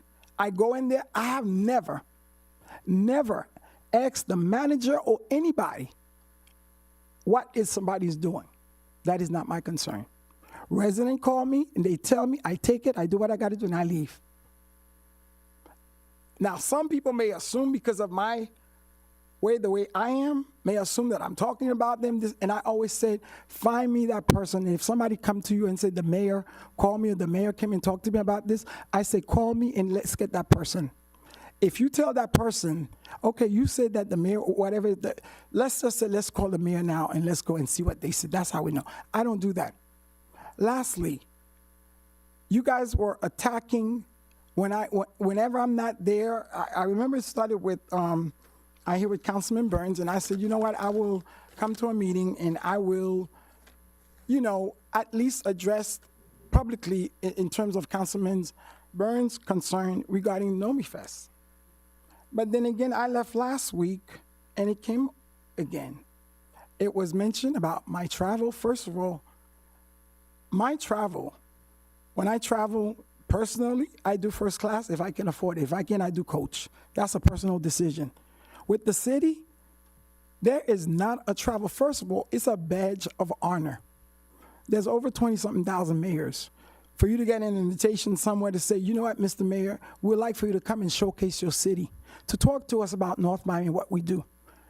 You don't think I'm proud of that? And I decided to go, and I invited who, I need to go at these invitations representing my city. Yes, they are not going to invite you if they see, it's a badge of honor, and every mayor who does knows. There are organizations who only participate with some mayors, and I do what I do, but there is not.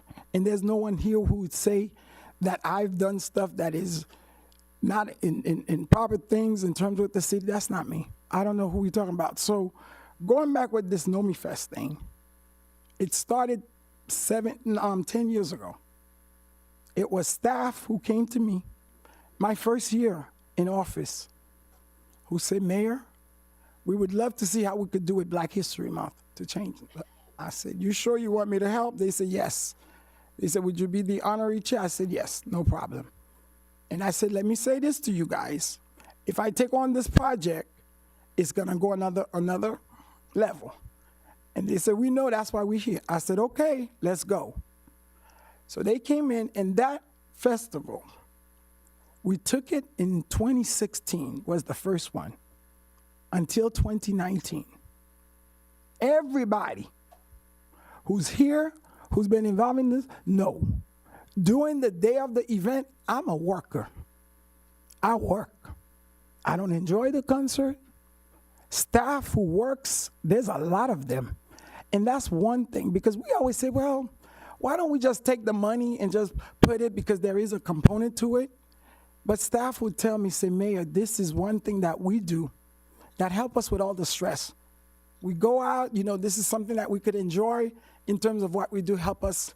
I said, okay, I understand. There's another component. When we created this program, I said from the get-go, because there was a time we used to create a lot of events in the city, and they used to talk about us. And I said, you know what, we're going to create this event, but we're going to do it in a way that's going to help the resident. So for the past 9 years, this year, the next year would have been 10 years, or will be 10, whatever the case is, we have been having this event. And I said, I know Councilman Byrne doesn't know, and I will need to let him know, but colleagues here, they voted, they helped me do this. Every piece of every dollar that we collected goes into an account that help our residents pay their water bill. There's so many people who don't even know about the program. Nobody get paid except for the entertainment, and no staff. They maybe get overtime, Parks and Rec, maybe police. But everybody in the work that even police do, we don't have the funds to pay them. We do this for the resident. It's not a party that we throw that help people. I spent countless nights and weeks getting, I just do it for the city. And we have people now coming from Orlando, all over the state talking about this. And then when I went last night, and I heard when I got home the other night, they were comparing that event, helping residents, and the list is high. This year alone, the utility department called me and said, Mayor, we have a list that's long, and we need the festival to happen so that we could start helping these people.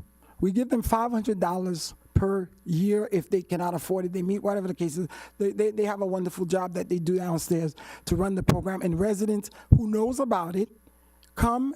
If they can't help themselves, we help them out for whatever the case is. That's why we do what we do. And after I heard that the other night, I said, you know what? I don't need to be doing that, because I don't want people to think I'm throwing a party. I said, you know what? I'm done with Know Me Fest. I'm done.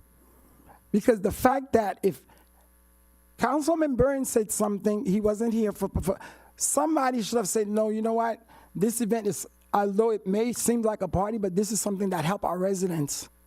People in all districts that knows about it to come and help the residents. And every year we're getting more, I don't even know sometimes how much we raise. It's months later they say, Mr. Mayor, and then I get on the phone and call people, can you give money to help these residents? That's what I do. So again, I'm gonna leave this conversation here.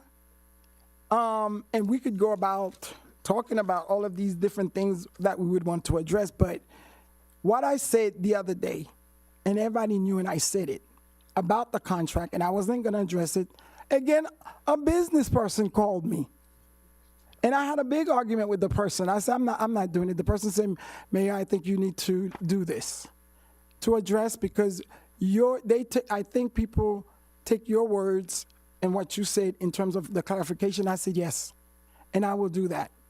What I said the other day, our last meeting, was I was okay with the 350, although I know it was a lot. But I said to them, I said, when I find out, when I first met with Ms. Turles, she did mention to me that, she would a little bit more money in terms of what she was getting. And I said, yes. I didn't know what was that amount. It was later I found out it was 341. So when I heard it was 341, she was asking for 350. I said, oh my God, that is a lot of money, because that would be one of our, most expensive paid, city manager in the state. I said, but you know what? I'm somebody, I gave my word. I said, I know these people are going to chop my head. That's exactly what I said to residents. But I said, I'm going to go out there and let them know this is why I did this. However, I said, not with the packages. The amount was nothing. If anybody would understand the amount, although that was something. But remember, the negotiation was done for two people, for the manager as well as the attorney. So that always had to be in the back of our heads. So when I saw those numbers, it was not the 350. The contract was almost $800,000 from one thing in terms of the package, what they were asking. And I said, you know what, that's something that I cannot. And when the residents called me, and I don't know if they talked, because it was, two of them, I don't think they have connection with the others. And I said, no, I don't think my counsel would be, I don't think so. They said, no, Mayor, you're very naive. And they say this. The residents say whatever I said, no, it may be a lot of money, I understand, but I think we are going into this meeting and we're going to go negotiate the best thing from North Miami. I said, I don't mind Teresa Xing the world. That's her right. She should do that as a manager, but I said, I'm confident there's no way. That's what I told one resident. I said, there's no way. So when I came here, I sent my letter because I was not communicating back and forth with the attorney. I called the attorney. And then the attorney had said to me that, please call this person. That's how I got to the person that was here, representative. And then we had a conversation, and I didn't hear back from them. And I said to her, I said, I'm okay with the 350, but all these other things cannot be part of it. And I thought that was that. So she said, when she came here last weekend, she said, I had the conversation with her. And then I said, yes, I did say that. But the revised contract that came back, there was nothing. It was maybe taking a month here. So the contract itself had issues. So I said what I said, and I stand by what I said. And if people feel that I have any motive, anything in terms of trying to, I don't know what people think they are, but I'm here tonight to say, whatever that you may think that I do not have that time. I do not have the time to even think about what somebody else is doing. And staff could tell you. I go there, I ask the question I have to do, I know people are busy, I move on. I don't wish nothing on nobody, even my worst enemy. I had one person, and I must say this and move on. One resident that was not very pleasant to me, that I thought this person was, at least somebody that I was communicating that, this resident, we had a little fallout in terms of the resident. But that person, couple weeks after, sent me an email. And I don't know, or a text that I wasn't going to reply. I said, listen, we may be upset. I mean, not like what you've done. But when you are acting in my capacity as your council person, your mayor, whatever, I'll do whatever I need to do, and then that's where that friendship is. And that's it, and move on. So, Councilman, I do not know. Obviously, there's a lot in your feeling. This thing was, but no. And I would, if I feel that I don't need to be part of something, it's not being disrespectful. And if residents tell me you do not need to be part of it, I'm going to listen. I'm going to do what I need to do as to protect Alex. And I have never, I think my 12-year here, if I walked out, I think Mary been here longer, maybe 2 or 3 times, whatever the case is. I come here, I do what I need to do. We address. Sometimes we disagree. This is the most divisive council. It did not start like that, Councilman. I've been here for almost 12 years, yes. We had some rocky stuff, but staff could see it. I mean, people could see it. It's not really, and then you putting like, I'm to blame for whatever's going on. I don't know what's happening. I come here, I do my job, and I leave. That's it. I'm responsible for me. I'm not responsible for anybody, and I do not have, and I don't say any code word. I'm telling you before I said it, the residents said it, because they know. So don't go and say, I did this, whatever the case is. The attorney cannot, the manager cannot. Just like everybody's here is growing, everybody could do it. You could leave, you could do whatever you want. That's up to you. But I just said I needed to address those. And after I thought about it, I said, you know what? Christine is not here anymore. This thing of this attacking, I don't do, I cannot even think. If I do something, and even with something I wanted to do for the police department, I go in and I don't even want no flyers out. That's not even me. And you mentioned something about the media. Whatever that incident, when the incident in the park came in, I have people right now, you could ask Viola that's here. The media is calling me from CNN to wherever all the time, and I do not speak to the media. Residents knows that. When I do, I'm being very careful. 1 or 2 people I know I may say. The Haitian radio, I have not even been, that's not me. They asked when they were here, they asked did I want to speak. I told them no, I'm not interested. I'm here, I do my job, and I leave. So again, tensions are high, but please, this unity, whatever that we want, that has nothing to do with me. I'm always unified and ready to work and do what I need to do.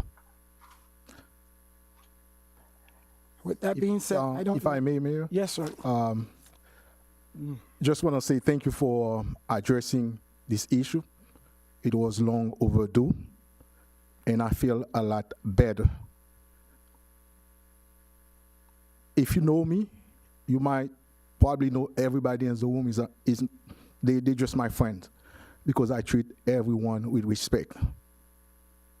That was the way I grew up, and my mother demanded that we respect every individual, rich, poor, whomever. And you'll see me, everybody working in here, I greet them equally. Don't ask for anything, and I give you the respect that you deserve. You are my mayor, above all. You are my mayor. I remember time after time, I got called by the media to place a few words. When we have that event in June with the flooding, following by the hacking, there was a lot of things that are flying out there. I stayed away. Immigration, I stayed away, because I know you are the mayor. You are to lead. And I am going to tell you, if the council, as you said, it is divided, I think something is not happening. And again, I am going to turn it into you as our leader. But what I'm saying, Mayor, with all due respect, we are here to do a job. Yes, sir. And you know, and I am not saying this because of everything that is happening. And you speak about anger. I am not. I will never, ever be angry when I'm talking to you. But certain things, they don't sit well, and they need to be addressed. And you know, as a fact, beside everything, Mayor, I'll do whatever it takes to make sure that Alex the soulmate is fine. And you've seen me in action. You've seen me. I am not the kind of person who will just come on your face and say something, and then when you turn your back and say something else. This is not me. This is not me. What I'm asking, Mr. Mayor, is that we change course. You cannot keep on going like that. Certain terms cannot be used on the dais. certain things that I don't wish on my worst enemies, they should not be part of our conversation. Those are the things. Those are the only things that Councilman, we need. give me 1 second and I'll let you move on, Mr. Mayor.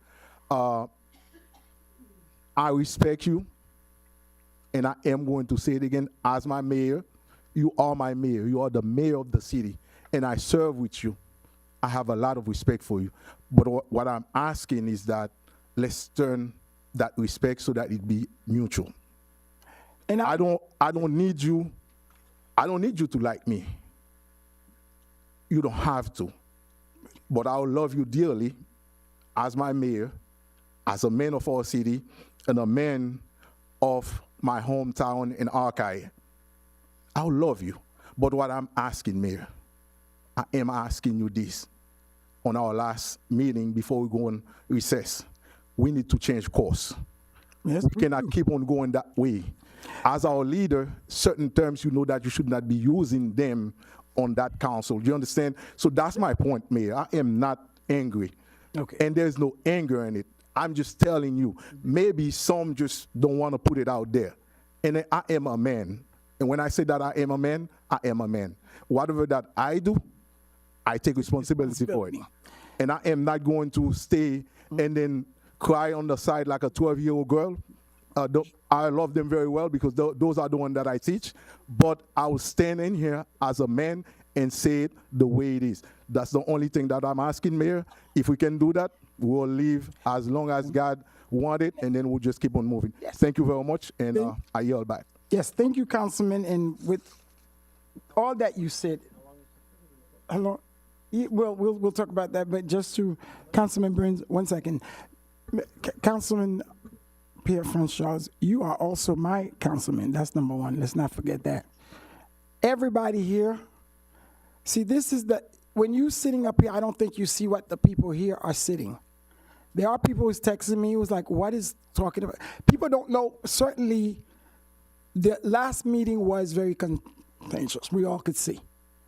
But how would you blame me when I was not even, I don't even think I mentioned, I was talking about the process and I left the meeting. Now, how am I blamed for whatever happened at the meeting that I wasn't even there? So the tone, and I told you, you did not know, and I said to you, I had some calls, and it's been a couple meetings. Your residents, they say, Mayor, please be careful. We don't want you to stay. This thing is, so if I have residents call me and say something like this to me, and while they said it, and I'm arguing with them, say, no. That no, everybody here, we're gonna do what's best for North Miami. We're not, don't. That's where, and some of those people I did have to call them and apologize because what they said was true. So again, Councilman, I'm saying it to you, Alex Desulme, and my conversation, I don't even think I even mentioned the council. I was talking to the rep that was here representing the city manager, because that's what the thing, so that's who I was talking to. I chose to leave. And I had one resident who texted me, and I had to put that resident in her place, because you could do whatever you need to do as a person, and I could do whatever I need to do as a human being as well. But I said what I said, and I left. And if I'm in a situation where I feel that it's not going the way that's going to be good for me and the residents, I will do whatever I need to do in my power. I'm not being part of it. Now, if somebody everybody could heard what I said, that's up to you guys.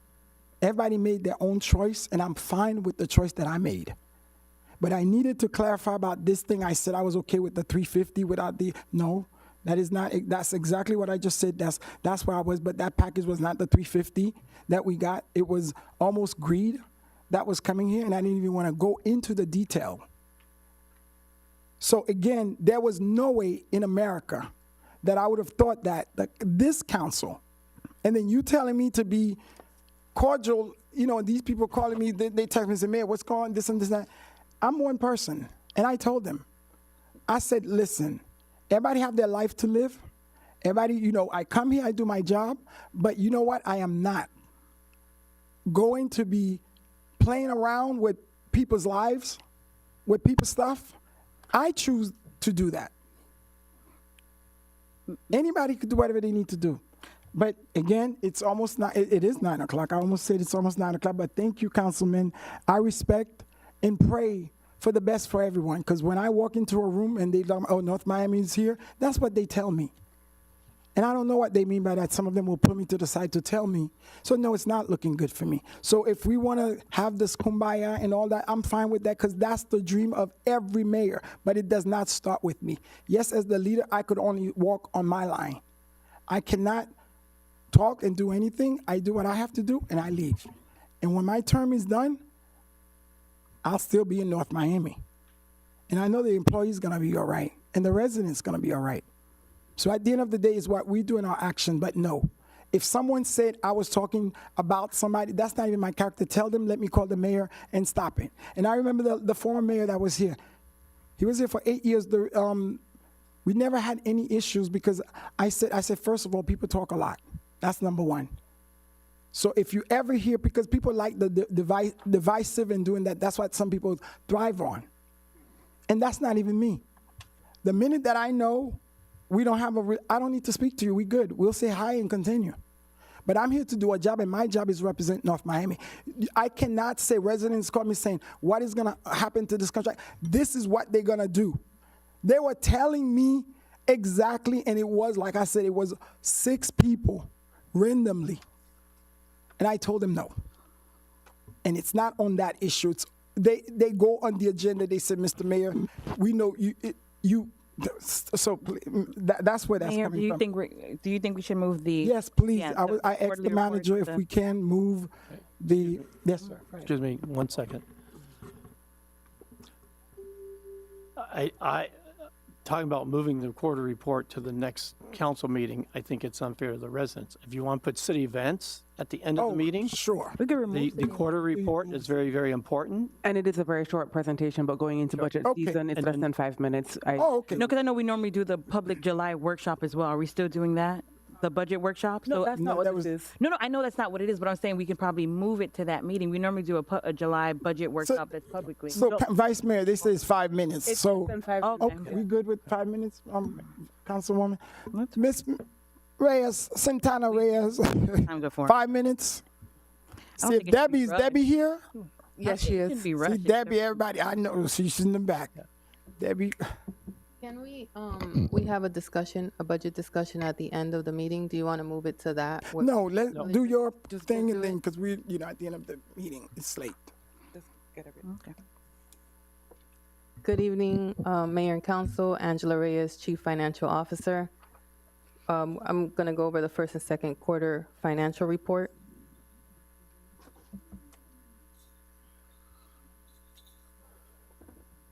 Here for the first quarter, our major items was about $12 million in PO rollovers and $13 million in reappropriations. You still see some ARPA funds, but they have been encumbered with a PO. I just can't technically move them over, but they are all utilized and encumbered. At our first quarter, you see our general fund at 32% in revenues and 26% in expenditures. Our enterprise funds are at 3% of revenues and 10% of expenditures. That's due to the delayed billing that we had during the first quarter. And our special revenue funds are at 26% revenues and 5% expenditures.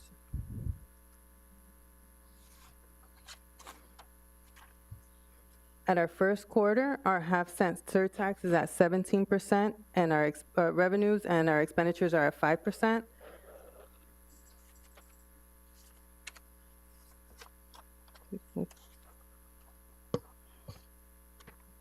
First quarter general fund revenues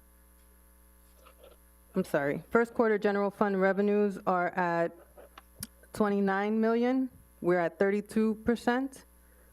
And our expenses are at 26%. So we're right at the mark, and we're below our expenditure as expected. Here's our general funds by department. Overall, we're at 26% at our first quarter. Now we're going into the second quarter where we have our PO rollovers at 12 million and our reappropriations at 9 million. We have an interfund transfer of 440, and that's for our ERP implementation.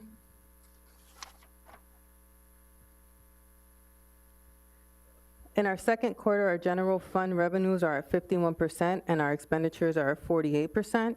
Our enterprise revenues are at 5% and our expenditures are at 26%. Again, we are at a 15% capacity of their billing.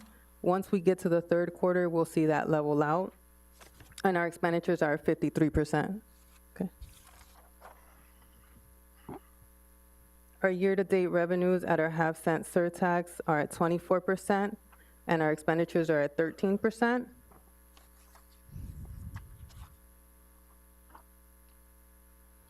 Our general fund revenues are at 52% in the second quarter and at 48% of expenditures.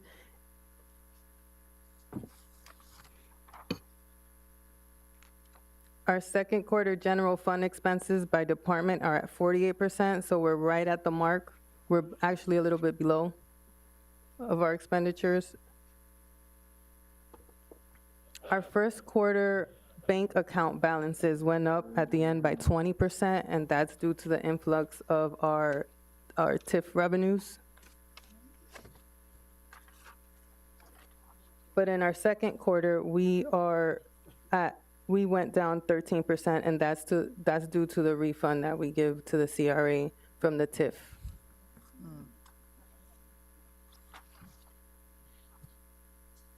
Here's a picture of our operating account balances over time on our first quarter. And here's an operating account balance tracking over time of the second quarter.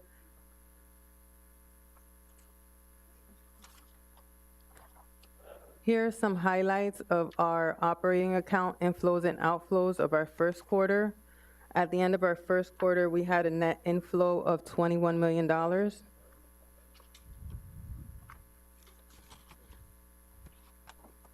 In our second quarter, we had an overall inflow of $4 million.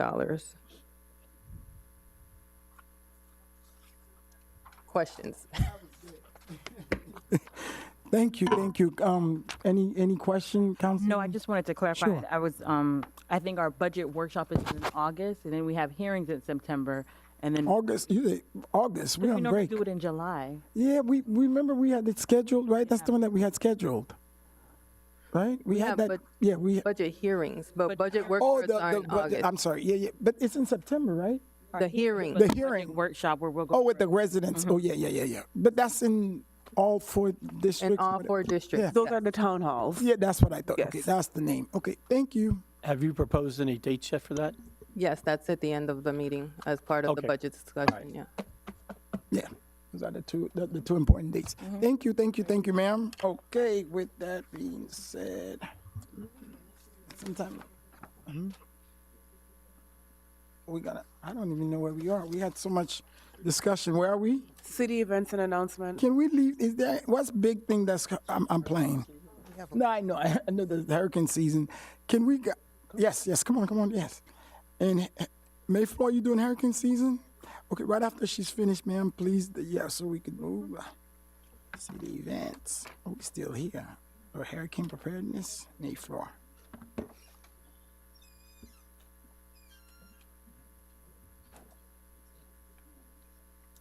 All right. Good evening, Mayor, Council, staff, North Miami neighbors, and guests. My name is Beverly Graham, and I am presenting the following announcements on behalf of the City of North Miami. Vice Mayor Cassandra Timothy invites North Miami residents to join free basic to advanced computer classes every Saturday until July 12th at the North Miami Public Library. Classes are offered from 11:30 a.m. to 3:30 p.m. and include training in Microsoft Word, Excel, email, and more, with Creole and Spanish interpreters available on site. To register, please visit the library or call 305-891-5535. Proof of North Miami residence is required. Thinking about buying your first home? Join us for the First Time Homebuyers Education Workshop in Creole, held every fourth Saturday of the month from 11 a.m. to 5 p.m. at the North Miami Public Library. Learn about grants, down payment assistance, closing costs, and more. To register, please call Expert Resource Community Center at 305-652-7616. Let your imagination shine with the North Miami Public Library Summer Reading Challenge. Register now at northmiamifl.beanstack.com and join us now until July 25th for a chance to win big. Winners will be announced on Saturday, July 26th from 10 a.m. to 2 p.m. at Family Fun Day and Summer Reading Wrap-Up, taking place at the North Miami Public Library. It's your chance to read, win big, and color your world with fun. This summer, little ones and their caregivers can sing, dance, and play at the North Miami Public Library's Zubini Summer Session. Classes take place every Monday at 10 a.m. until July 28th, offering music and movement fun for children ages 0 to 4. Register at zubini.com or scan the QR code on the flyer. Be part of shaping the future of North Miami by attending one of the upcoming LDR update sessions featuring the Silver Spoon events. The next meetings will be taking place tomorrow, Wednesday, July 9th, and Thursday, July 10th at the North Miami Public Library. Students in grades 3rd through 6th can dive into the world of coding every Thursday until July 31st at the North Miami Public Library. No experience is needed and laptops will be available on site. Call 305-891-5535 to register. Space is limited. This summer, teens can dive into fun and creativity with the North Miami Public Library's teen programs, including anime club, art workshops, gaming days, and a youth empowerment camp. Activities are taking place now and run through July, perfect for making new friends and learning new skills. Visit northmiamifl.beanstack.com or call 305-891-5535 for more info. Children can boost their reading confidence in the most adorable way by reading to therapy dogs at Wags and Tails. This heartwarming program takes place every Tuesday at 11 a.m. at the North Miami Public Library through July 29th. The excitement is nonstop every Tuesday at 10 a.m. this summer during show day at the North Miami Public Library. From bubble shows and magic to planetariums and DJ dance parties, each week brings a new adventure. Call 305-891-5535 for more info or visit northmiamifl.beanstack.com to register. Step into summer with the Soul Step line dancing every Wednesday at 6 p.m. at the North Miami Public Library, continuing all through July 9th.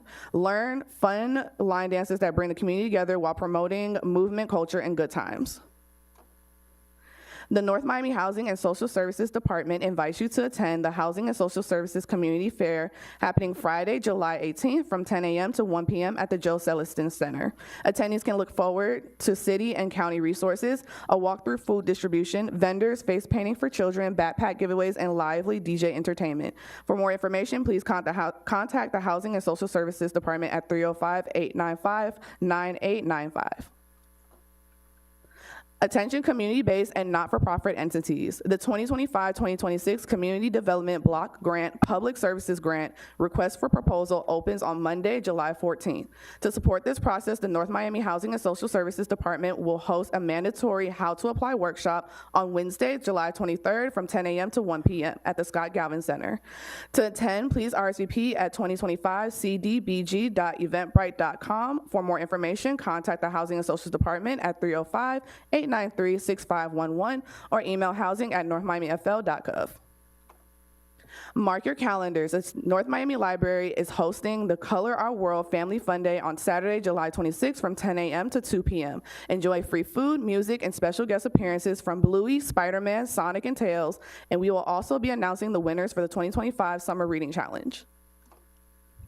Are you a teen between the ages of 15 and 18 looking to make a difference in North Miami? Apply now to be part of the city's youth council and help advise our mayor and council. The deadline is Sunday, August 31st by 5 p.m. Please visit northmiamifl.gov/youth council for more details. Help North Miami students prepare for the new school year by donating backpacks and school supplies now through Monday, July 28th at the North Miami Public Library. Save the date for our back-to-school block party that's happening Monday, August 11th from 3 to 7 p.m. at the library. Don't miss the fun. Help shape more walkable, bike-friendly North Miami. The city is currently seeking applicants to represent North Miami on the Miami-Dade Transportation Planning Organization's Bicycle and Pedestrian Advisory Committee. Long name. If you're passionate about sustainability and safer streets, we encourage you to apply at northmiamifl.gov/bicycle advisory. The Office of the City Clerk is teaming up with the Miami-Dade Tax Collector's Office and the Miami-Dade Clerk of Court for a joint mobile service clinic, bringing essential services right to our community. This is taking place Wednesday, July 30th, 10 a.m. to 2 p.m. at the North Miami Public Library for on-the-go assistance with appointment-only driver license services. There will also be court services all in one convenient stop. Don't miss this opportunity to save the time and get the help that you need. To register, please email cityclerk@northmiamifl.gov. For more information, please contact Office of City Clerk at 305-895-9817. To stay up to date with NOMI news, events, programs, and services, log on to North Miami's official website at www.northmiamifl.gov. Click Connect with NOMI on the homepage to sign up for the city's newsletters. Also follow us on Facebook and Instagram at North Miami FL. Follow us on X at NOMI News. This concludes the city announcements. Thank you. Thank you, Mayflower. Good evening, Mayor and Council. Mayflower Ramon, Chief of Strategic Initiatives and Emergency Management Manager. Through the manager, I'll be very brief. No, you're good. So as we are entering the peak of the 2025 hurricane season, so while there are no immediate threats, we remain in a state of readiness. So please know that during the recent inclement weather couple of weeks ago, we've deployed our street teams, and that is more of like a simulation for us to monitor flood-prone areas to ensure residents are safety, and we monitor them in real time. We've also launched our public education campaign focused on storm readiness, evacuation zones, and continuity plans. So we have joined the event of Housing and Social Services on July 18th. So please, if our residents are aware of that, we are going to be there in partnership with Miami-Dade County's Department of Emergency Management. We will have a table that will provide information on hurricane preparedness as well as emergency evacuation assistance program. As we've seen in Texas, so conditions can change quite drastically and quickly. We urge our residents to stay informed. Please sign up to alerts for city alerts and through our website, or stay connected through our social media. That concludes my update. Thank you. Thank you so very much. Yes, sir, you were saying something? Okay. We are moving to appointment. Madam Clerk. Yes, so we have 3 board appointments, appointing Dana Magloa Finilo to the Downtown Action Plan Advisory Committee, Kenneth Each at large to the Board of Adjustment, and Wuz Michelle Guimpiel at large to the North Miami Commission for Women. Thank you. You know, somebody, Madam Clerk, called me about the Commission for Women, but I can't think of who. Okay. So move. Yep. Second. I'll have to look in. I have a motion made by Councilwoman Estime Irvin to approve the board appointments. The motion was seconded by Mayor Desame. All in favor? Aye. Any opposed? The motion carries with a 5-0 vote. Thank you. Consent agenda. Unless a member of the City Council wishes to remove a specific item from this portion of the agenda, tabs A through G and I and K constitute the consent agenda. These resolutions and items are self-explanatory and are not expected to require additional review or discussion. These items will be recorded as individually numbered resolutions adopted unanimously by the following motion: that the consent agenda comprised of tabs A to G, I, and K be adopted. Move approval. Second. I have a motion made by Councilman Burns to approve the consent agenda, tabs A through G, I, and K. The motion was seconded by Mayor Desame. All in favor? Aye. Any opposed? The motion carries with a 5-0 vote. Thank you, Madam Clerk. There's a couple of changes that we made. Vice Mayor, was it tab H that, no, tab H is good. Oh, yeah, it is fine. Okay, good. Okay, Madam Clerk. Tab H, a proposed resolution of the Mayor and City Council of the City of North Miami, Florida, establishing the City of North Miami Residential Hazardous Tree Removal Program and approving the program guidelines attached as Exhibit A, providing for an effective date and all other purposes. Tab H. Thank you. Madam, well, let's open it so that I don't forget for public hearing. Okay. Public hearing is open on the item. Public hearing is closed. Madam Vice Mayor? So essentially, this is a program. I've been getting several calls from residents asking if we could trim trees on the right-of-ways in their backyard, especially prior to hurricane season.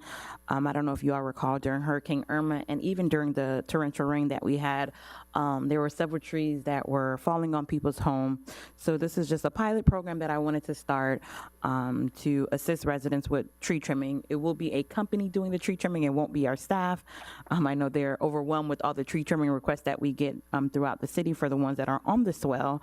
The only thing that I would like to make sure that we include, and this is for staff, is that we give priorities to seniors, for seniors who are in homes that can't afford it. If we can just make sure that our most vulnerable population are being addressed. And this is something that'll be district-wide, not just in District 2. And staff has ensured that there'll be like an allotment for each district so that as you all are getting requests, they'll come through this program first come, first serve. Can I ask through the mayor? Yes, sir. On the AMI was 80%. Is that standard, Madam Manager, or it is 100%? Because I know CRA is up to 120. I was going to ask maybe we move it to 120. I don't know if the conditions of the because council. the problem we have was we have people who are house poor. They're seniors, very limited income, but they own their house. Correct. So if you look at their value, you're like, well, it knocks them out, but you know they're in the house because they've been in there for 40 years. If we could adjust that I think would serve and gain more people, especially the seniors like we're trying to help. No problem. To move it to 120 AMI? Yes. Okay. I move the amendment to 120. That'll provide more money for them, right? If you move More people will qualify. More people will qualify. Well, okay, I see. We good? So I'll move it with that amendment. Second, did you? Well, I didn't move it as Oh, yeah, okay. but I'll move it with that amendment. I'll second it. Madam Clerk. Priority. I have a motion made by Vice Mayor Timothy to approve tab H with the following amendments: that priority be given to senior citizens and that the area median income be increased to 120% AMI. The motion was seconded by Mayor Desamay. All in favor? Aye. Any opposed? Item passes with a 5-0 vote. Thank you. Next item. J, a proposed resolution of the Mayor and City Council of the City of North Miami, Florida, approving and adopting the North Miami 5-year 2025-2029 consolidated plan and the fiscal year 2025-2026 annual action plan under the Community Development Block Grant and Home Investment Partnerships Program, providing for an effective date and all other purposes. Tab J. Move approval. Second. Yeah. Oh, yes. The public hearing is open on the item. The public hearing is closed. I have a motion made by Councilman Burns to approve the item at tab J. The motion was seconded by Mayor Desamay. All in favor? Aye. Any opposed? The item passes with a 5-0 vote. Thank you, Albert. And I know we have some work to do with the federal, with HUD. Thank you, Madam Clerk. Tab L. Tab L, a proposed resolution of the Mayor and City Council of the City of North Miami, Florida, approving the Evaluation Committee's ranking and recommendation to award request for qualifications, parentheses RFQ number 30-24-25, guaranteed energy, water, and wastewater performance savings contracting services to Performance Services, Inc., further authorizing the interim city manager and city attorney to negotiate an agreement with the selected vendor for the upgrade of the city's water meters from a manual system to an advanced metering infrastructure, parentheses AMI system, providing for an effective date and for all other purposes. Tab L. Public hearing is open on tab L. Bill, come on. I thought you left. You still here? Do we have a presentation on it? No, Bill, you make the presentation. Tell us what we got. No, go ahead. I cede the floor to you, Bill. The mayor No, spoke. it's the No, I know. cede the floor. Bill is the one who went up. Go ahead, sir. I know, but I know. Go ahead. All right. Go ahead, sir. All right. Good evening, Mr. Mayor, council members. Alberto Estrada, Purchasing Department. Through the manager, the item before you is a request for your approval of the Evaluation Committee's recommendation for selection and award of the solicitation titled RFQ number 30-24-25 to the firm Performance Services Incorporated to provide the city with guaranteed energy, water, and wastewater performance savings contracting services. As reflected in the council report that was submitted in support of the item, in response to the aforementioned solicitation, the city received 4 proposals, which were initially reviewed by the purchasing department to ensure that they all met the minimum requirements in order to be considered eligible for this contract. All 4 applicants met the minimum requirements and were subsequently forwarded to the evaluation committee for their review and evaluation. The committee was convened on July 1st via a virtual Teams meeting whereby they conducted their evaluation and the scoring of each applicant. The results of the committee evaluation and scores are attached to the council report and also summarized on page 2 of the council report. As a result of the evaluation committee's recommendation, that the highest ranked firm, Performance Services, be awarded this contract. This is now being submitted to you, the council, for your review. The initial focus of this contract is to integrate smart water technologies with an automated AMI system to improve the city's water management and enhance operational efficiencies. Upon conclusion of negotiations with the recommended firm, staff will then submit the results of the negotiations to City Council for their review and approval before proceeding with the project. Here with me in support of the item is the city's Public Works Director, Mr. Gareth Fielder, and if you have any questions, we'll be glad to take them. That concludes my Public presentation. hearing is open on the item, and then public hearing is open on the item, and then we're going to come here for discussion. Bill? Thank you very much. William Prevotel, 12,000 North Bay Shore Drive. I'm in favor of the item. I wanted to use the opportunity that this item is regarding water, or wastewater, and regular water, and I'd like to possibly bring up 2 points of consideration. Even though that doesn't particularly have to do with this, but it is regarding the water. One is, do we still have fluoride in the water? If it's been taken out, can we as a city, not as a state, but as a city, provide this? Since it provides probably 20 to 25% protection to teeth, this doesn't mean necessarily that, oh, some child has 4 cavities or 5 cavities and one of them is because of the water. It's really more that everybody's teeth is compromised by 20 or 25%, meaning everybody's teeth, particularly the younger people, the younger families have that. This is not just a health concern, it's an economic concern. This would hurt the people that are probably least capable of handling this type of problem and fixing the cavities and having their regular care and such. Rather than us, maybe we can be rather than being penny wise and pound foolish, we can help resolve this by bringing the fluoride back if it's not there and helping our greater community, saving them tons of money and aggravation over time. Second item regarding the water. There's always a concern about people behind on the water bills and helping to supplement them.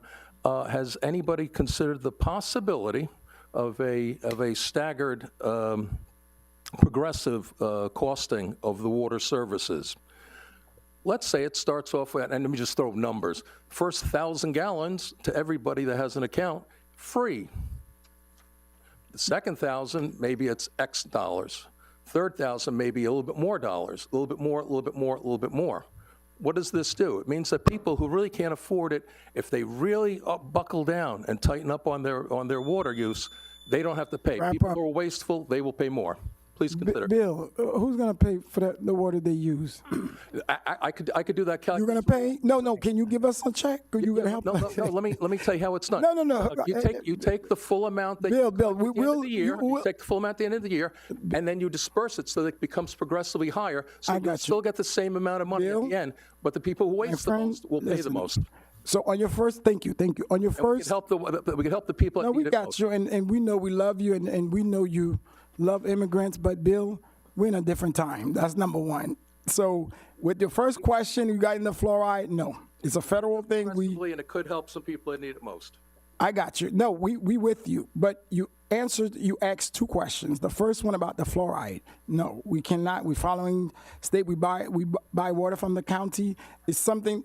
we're not gonna mess. No, so I'm with you on that one, and I think all of the council is with you. But Bill, you see what's happening. That's not gonna happen, and we're not gonna step out and do what we do as much as we do. On the second one, I think we need money, and then guess what? Now you're gonna have more people who, because we not have whatever that little thing that they used to get from Nomi Fest. It's so now you may have to help out and do that, Bill, and I know you will. I appreciate the council. Thank you. Believes in science and statistics. You know I'm a teacher. You know I do. Now I don't know if the people in the federal government do, but that's a whole different story. Thank you. You have any other presentations, sir? Do you, or is this?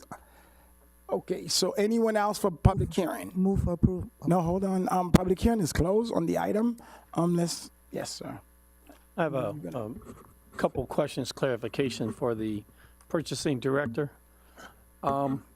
This contract is for the first 4 months of the study. They'll come back, and if we decide we want to move forward with it, then we have that option, and we would have to approve that going forward based upon their results of their inspections of our water meters and our water loss. But at some point in time, we will have a chance to discuss what they're going to do, the expense, and the number of meters that would be proposed, because we're talking about tens of millions of dollars in water meter replacements. I want to make sure that what we're awarding tonight is just a small fraction of phase one, the study. It comes back to us, and then we look at everything that's going to be presented, and we'll decide then whether it's going to move forward or not. You're 100% correct, Councilman Burts. That's exactly it. Okay, so we have times to put the brake on it, or to accelerate, or to do a lot of different things. Right. Okay. The initial phase is essentially consists of an assessment, a studies, reports that the firm that is being commissioned will have to submit. They'll be working with our staff, primarily with public works staff and other staff, and then that proposal and that report will definitely be brought back to the council for your approval. Okay, thank you.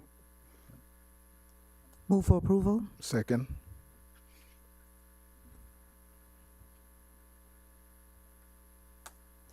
I have a motion made by Councilwoman Estimate Irvin to approve the item at tab L. The motion was seconded by Councilman Charles. All in favor? Aye. Any opposed? Item passes with a 5-0 vote. Thank you. Why didn't we get to hear from Jose at all? You know, you bring the dream team in, and you had him sitting back Wait a there. minute. I was going to acknowledge Jose. Jose, did Max leave? Oh, okay, the whole team. Oh, okay. Well, they were at Becca too. Yeah. Becca Poly. Thank you. Okay, next item. Tab M, a proposed first reading ordinance of the Mayor and City Council of the City of North Miami, Florida, amending Chapter 7 of the North Miami Code of Ordinances entitled Finance by amending relevant sections of Article 3 entitled Procurement Code to increase the current dollar threshold allowed for the city manager to approve the award of contracts without the authorization of the City Council from $30,000 to $50,000, providing for repeal, conflict, severability, codification, and for an effective date. Tab M. Thank you so much.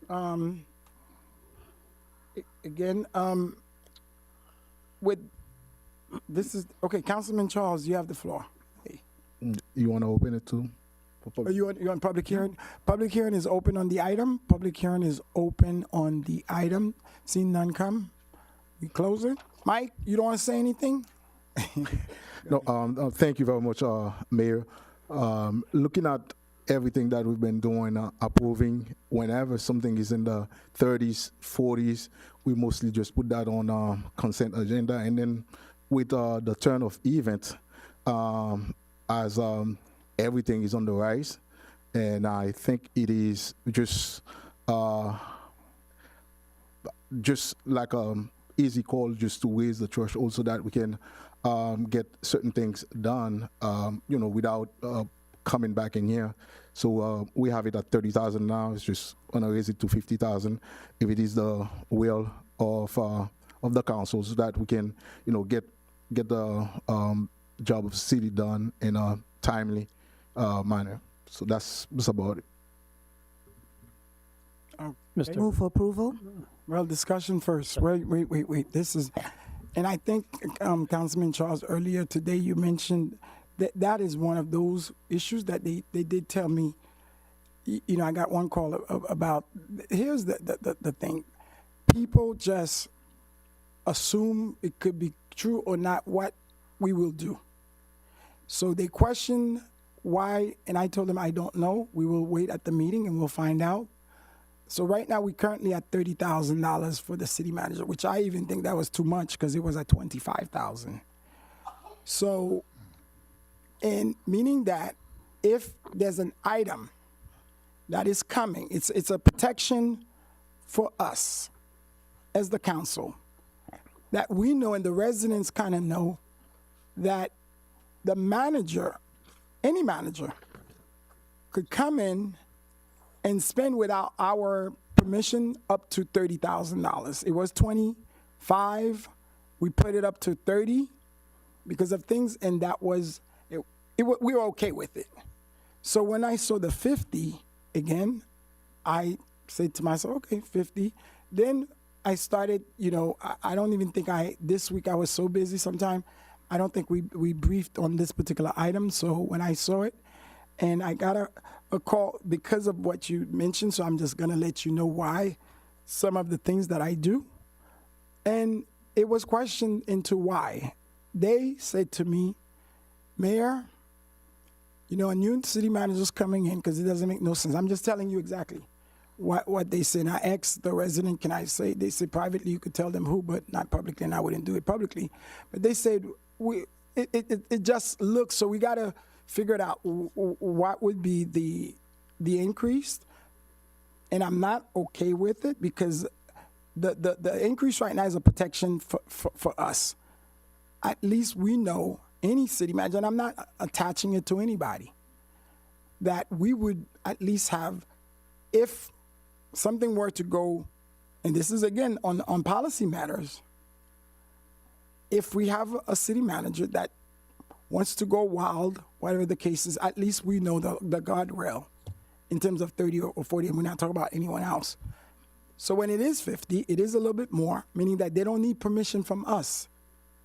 They could give anybody that they choose to $50,000. So I cannot come here tonight again to say, okay, that's a good policy thing that's going to help protect North Miami. I'm okay with that. I think if this is something that we wanted to do out of a council retreat, or we have a discussion and we agreed together, again, these are one of the things. Okay, the manager at 30,000, maybe we need to move it to 35. Maybe the 50 would have been okay in terms of that. I think a discussion, but when you don't have discussion, you have an item that is such as this. Those are what cause a lot of the people to think when they say, okay, you're wasting your time, this already baked in there. And, you know, so it's like they telling us there's no real reason to come here and to have a regular meeting because some of these items been, so that's why, and you may think this has a lot to do with me. No, I'm not telling them to call me. They don't have my, you know, I don't tell them, you know, they just call in and say, hey, this and this and that. So again, with this item, my question and my concern is that 25 was a little bit, but you got to think about this. You are saying to the resident, okay, we're going to do 50.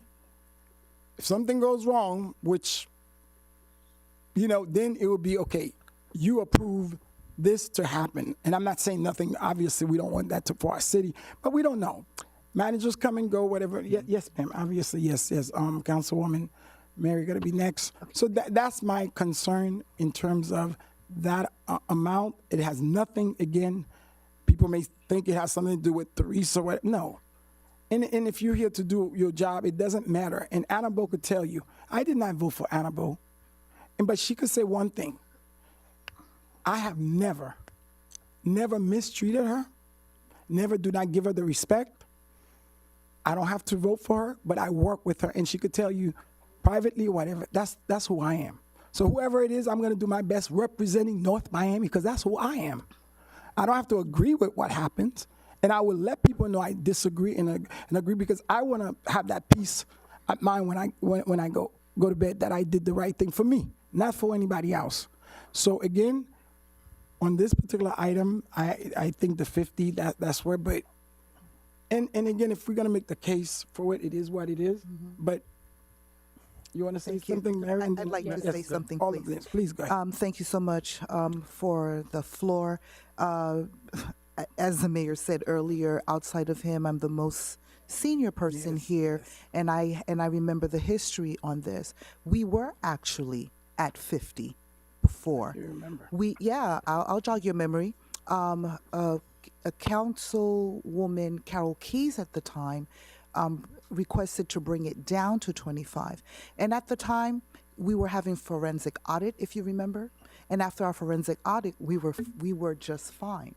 And so after, it's been a couple of years now, I actually was the first one to sponsor the threshold to bring it up to 30. And I think it's appropriate now. I think that this administration prior have not shown to be irresponsible. And a lot of time we have to come back to, for dollars that, and for services that were needed. So I am very comfortable supporting this because I want to remind our community that we were at this number before. It was because that we were having a forensic audit. We were just fine. And I think that we are a healthy city. We have a healthy administration. I'm very confident in the administration that we have. And so I will definitely be supporting this item tonight. Thank you so much. Okay, Councilman. And then Vice Mayor, you want to speak on the item? Go ahead. I had mixed emotions on this particular item. For a city that has a $200 million budget, you would think in the scheme of things, 50,000 isn't that much. But when you look at the chances of abuse, I have some concern in checks and balances because we did have a time where we had a very serious deficit that was created by unbridled spending.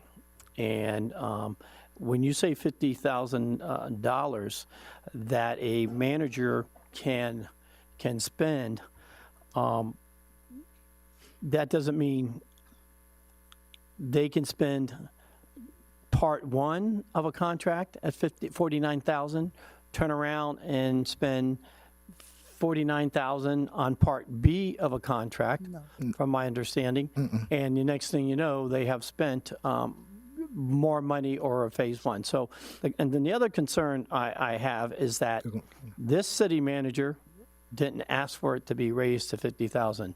The previous city manager did not ask for it to be raised to $50,000. I like the checks and balances. We have a new city manager coming in. I would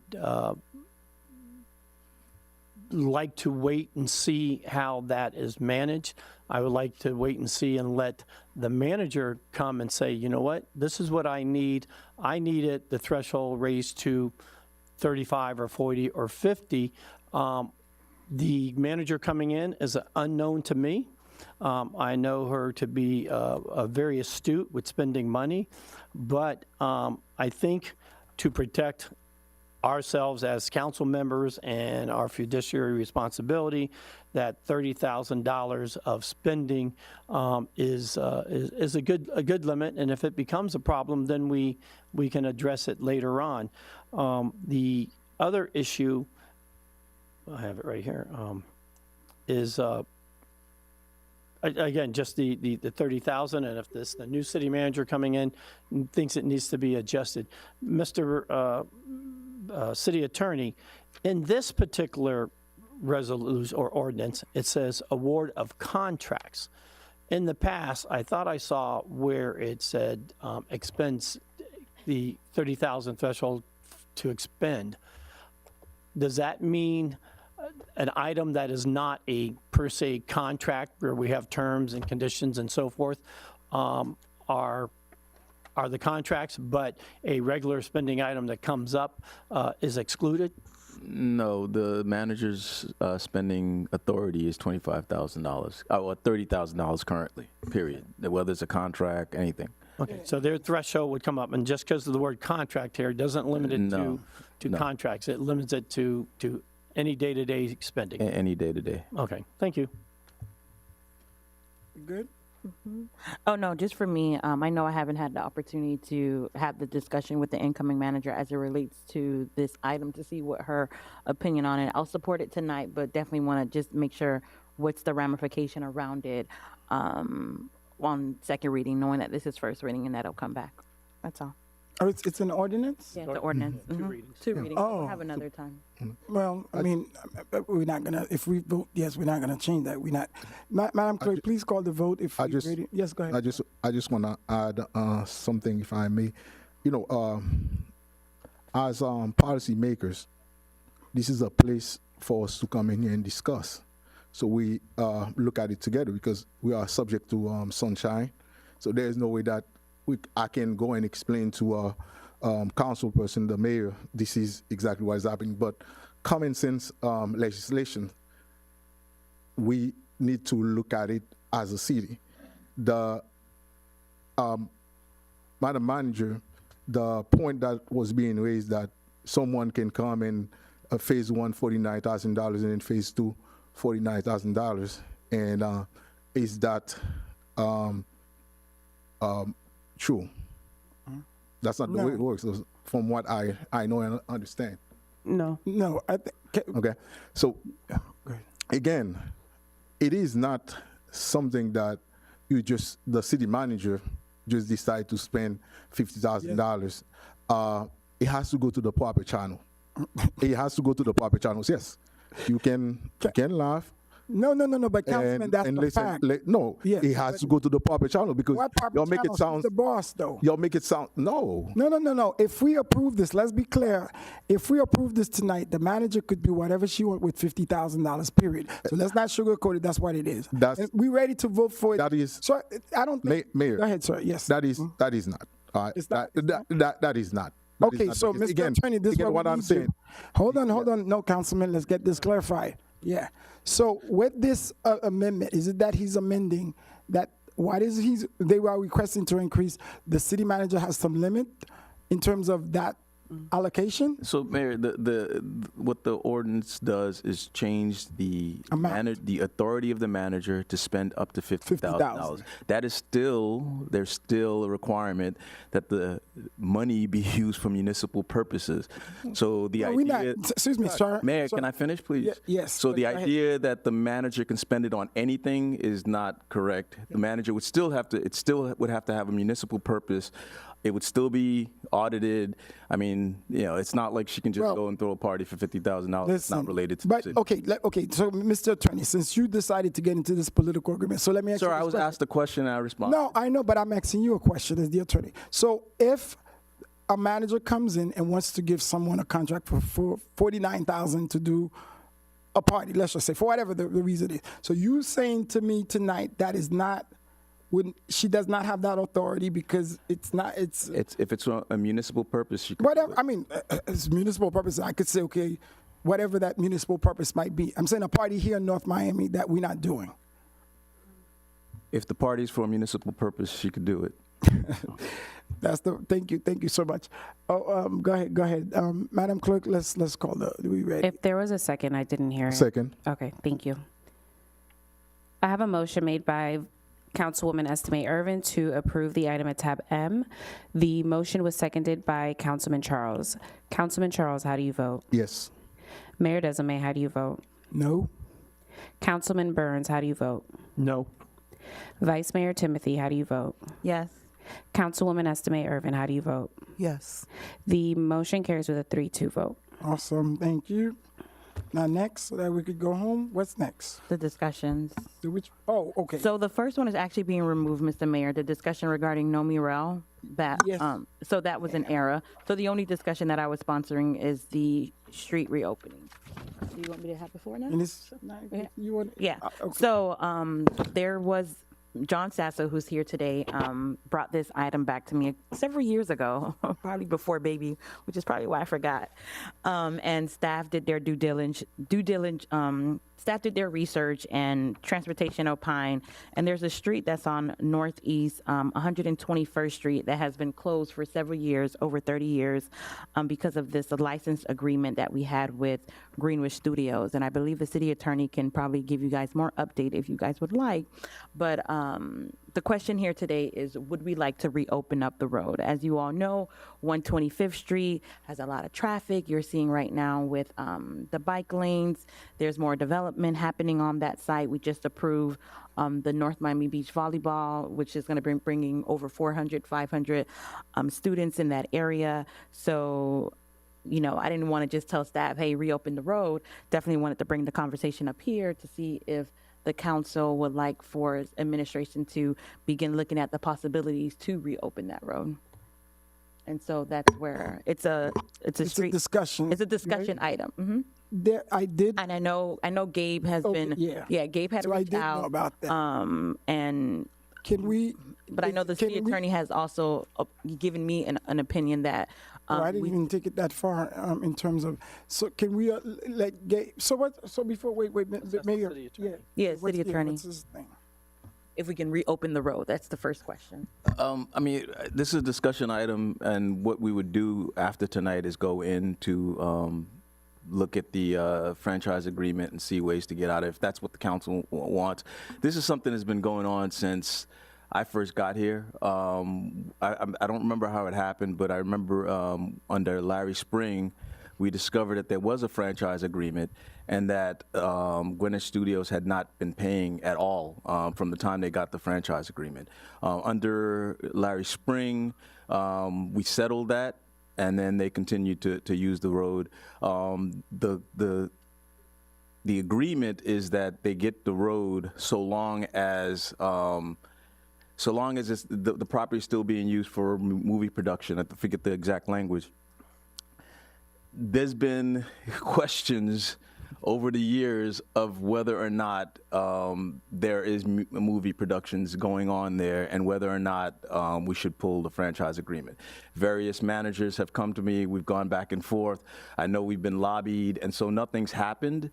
But my understanding is, and I think recently they did something over there. I mean, by the letter of what the agreement that we entered into, I don't believe personally that they meet that requirement today. If you look at what Greenwich Studios was doing at the time this agreement was entered into, I mean, they were filming like Miami Vice and all sorts of other things. Willie. It's nothing to that level today. And so, yeah, if the council told me today, go look into it, we would look into it, and we probably would be able to find grounds to terminate that agreement and open that road. So my discussion up here to my colleagues is, I would like to give administration authorization to look at the options to see if we do have a legal reason to open up that road, and if the answer is yes, to begin that process. So what is Gabe, please come up. So we have the If you can have Mr. John, Yes. yeah, because I know this, John is here. John is here. So we can have John. Yes, sure. Yeah, I never met John, so that's why I wouldn't. Hi, John. How you doing?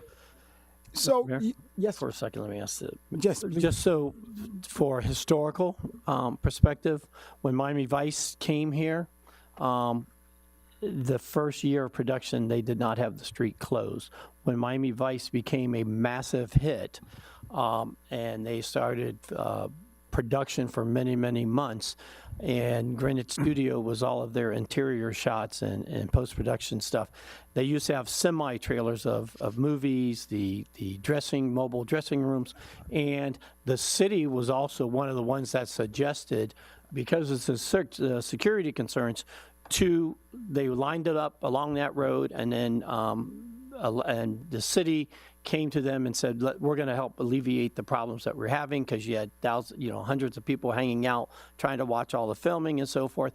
So the studio and North Miami got into an agreement to block off that road. And at the time, some of the residents of Greenwich were necessarily happy about it. Some of the people weren't happy about the pass-through, cutting off the access.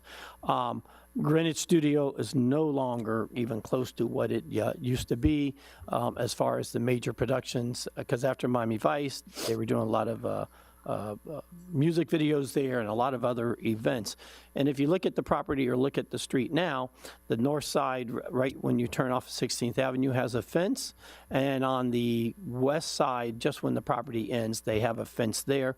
And then there's a fence all the way down at 14th Avenue closed off. And so that's what's the status of it right now. And that large portion isn't even used at this time. Thank you for the historical. And if I'm- Mr. Sasso did send you all an email if you would like to look at the street that we're discussing. If I may, Mr. Mayor, listening to all the story in here, let's reopen it.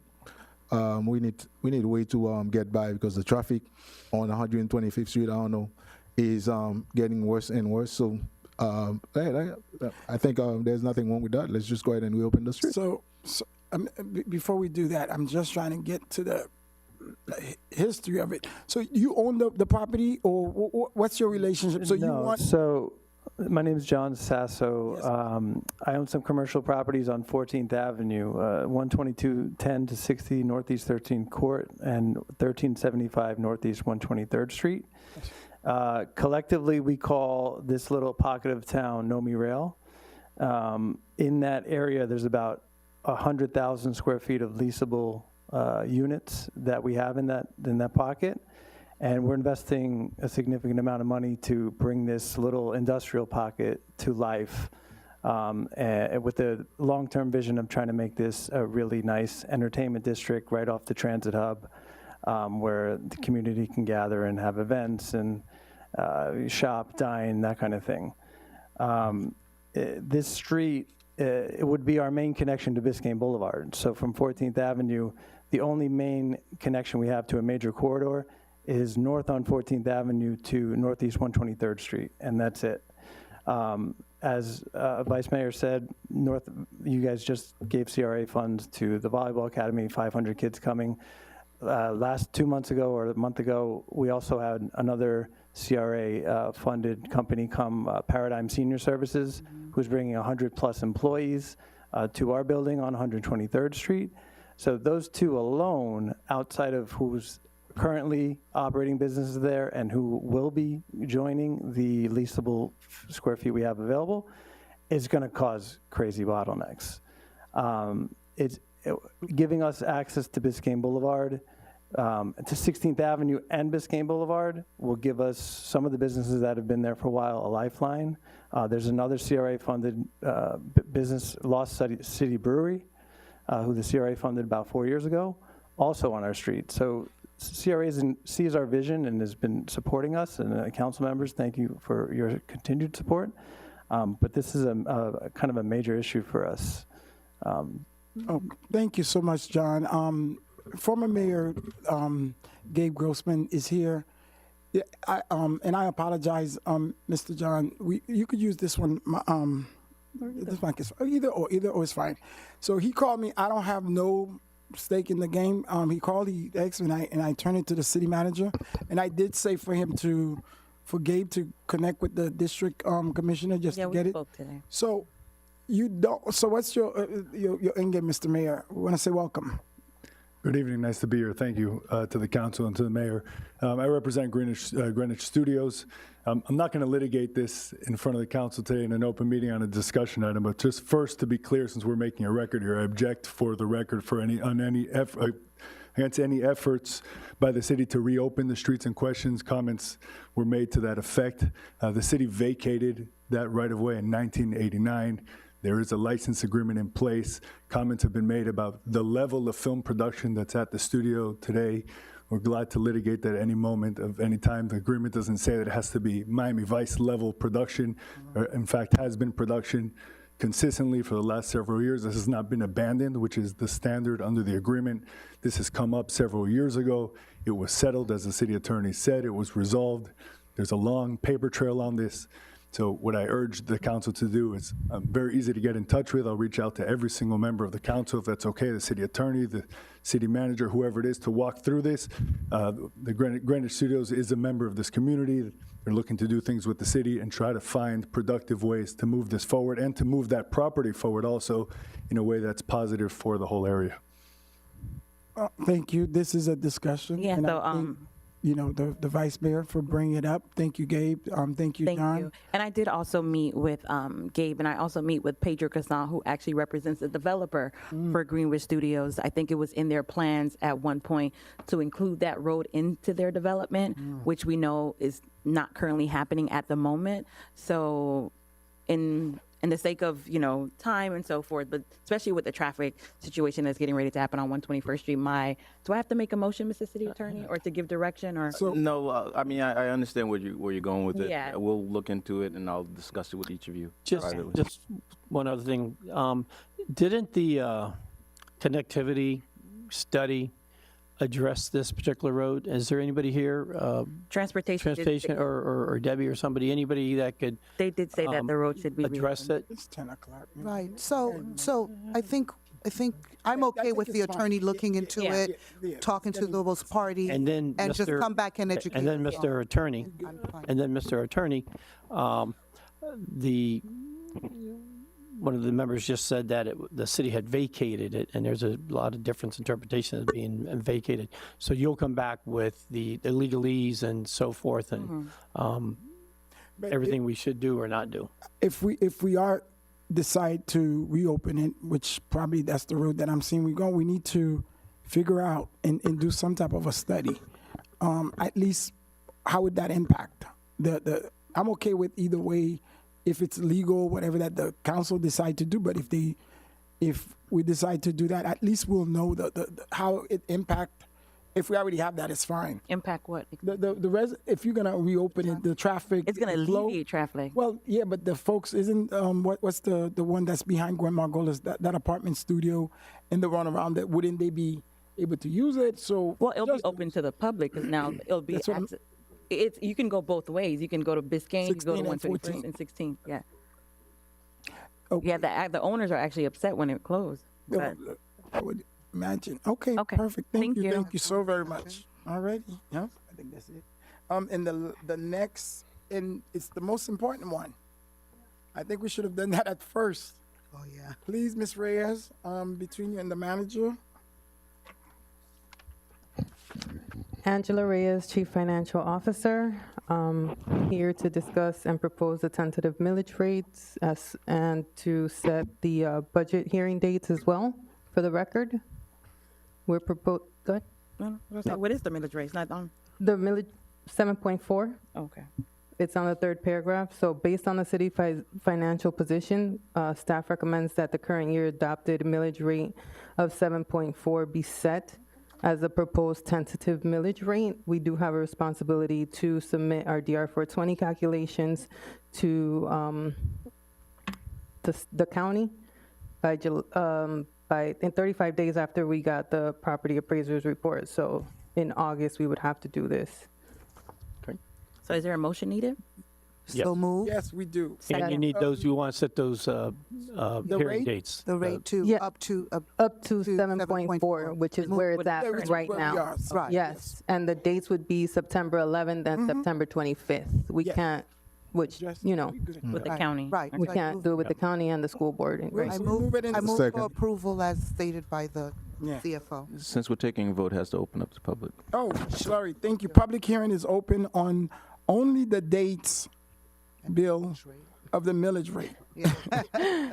We gotta get the other one. Okay, Eunice, you're coming up. All right, you Miss Baker, you're going the wrong way. Thank you so much. I think it was moving. I seconded, or I think somebody seconded. We close public hearing. I have a motion by Councilwoman Estimate Irvin to set the millage rate up to 7.4 mils, and seconded by Mayor Desilme. All in favor? Aye. Any opposed? Motion carries with a 5-0 vote. Thank you, thank you, thank you. Citizen Forum, Bill, Mike, Veronica, everybody. Oh, Councilman. Jose. Jose, I haven't seen you for months. You okay? You there? Yes, sir. Hi, council members. This is in reference to reopening 121st Street. My name is Andrew Nabutovsky. I'm here on behalf of Global Prestige Estates, Prestige City View, 12050 Northeast 14th Ave, and the two contiguous properties adjacent to the north. It's about 9 acres. We have roughly 24 tenants, small industrial bay. Without sounding overly redundant, the former site and tenants at Greenwich Studios, back in '89, obviously the use was more congested and the traffic was less congested. Obviously, we all see the bottlenecks on 16th Ave and 123rd Street. So again, without sounding overly redundant, I'm in favor of opening. Thank you. Next. Veronica Guzman, 540 Northwest 127th Street. Good evening, council, city manager, city attorney, and members of the community. There seems to be no rhyme or reason in how this dais conducts city business or manages taxpayer funds. Attendees are subjected to childish tantrums. Public comments are requested at will, whether before officials give their own comments or after, when the public can no longer respond. You cannot sit here and criticize Republicans or the federal administration for what they are doing when you in fact are doing the same thing. Last meeting, there were comparisons of Maybachs and head coaches. The price of a Maybach is $241,000. And last time I checked, we are not the 1972 Dolphins. Our current governor is also a Harvard graduate, and his salary is $141,000. While it was reasoned that Ms. Theralis should make 2.5 times that amount, along with many other outlandish requests, and that this was being brought up for debate because of her gender, many who spoke against approval of her contract did so because of the lack of process. Instead, we were called hypocrites for the paying of lavish parties within the city. Could it be the same people who wanted the city to pay for their own lavish party last year for the Compass Festival?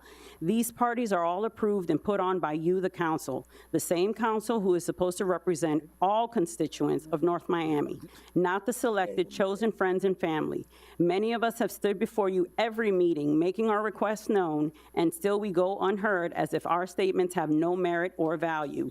Disappointingly, Ms. Theralis' contract was approved without a majority or unanimous vote, which is concerning. Are the voters of North Miami not worth $2.5 million? Are we not worth keeping our pedestrians safe by implementing more traffic safety or a working water plant? Or are free turkeys and Publix gift cards all we should settle for? I am hereby formally asking how many applicants applied for the city manager position, how many applicants were formally reviewed to ensure they met the qualifications, why were none interviewed, why was Ms. Theralis' contract not negotiated, where are the funds coming from to support this extravagant expense? Thank you so much. One thing, lastly, on June 10th, I asked specific questions regarding Nomi Village. I was emailed a public records request stating that it was completed on June 25th with no attachment. I would like for this request to be properly completed. Thank you. What was the request? I'm sorry. Regarding the questions that I had regarding Nomi Village on June 10th. I see the administration is taking notes. Thank you. Will. Thank you. Bill. William Prevotel, 12,000 North Bay Shore Drive. Earlier in the meeting, there was some unscheduled discussion, particularly amongst the council. If I may, not that I can speak for all constituents, but may I say that I believe our council and our staff do their very best, are very dedicated, try very hard. There are often disagreements. All of us have some little disagreements and such, but I really think your efforts are sincere and you do have that dedication, and that is appreciated by myself and I'm sure many people in the city. I'd like to extend my sympathies to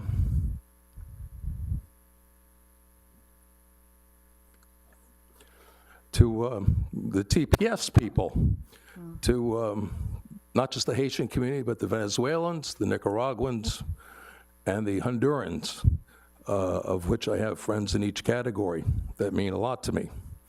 And now many of their lives are being made miserable, hellish. It is due to us support, or eventually evolving into and I'm not saying this lightly, a fascist government run by people with racism and hatred beyond prior imagination here in the country, unless you go back to the 1920s, there's with the KKK. That's what we have now, the KKK, masks and all. And if there's any consolation to this, to these people who are being so suppressed and imposed upon, let it be known that the people that put this regime in place, these bastards that made that happen, they'll be the first ones that are going to suffer from this.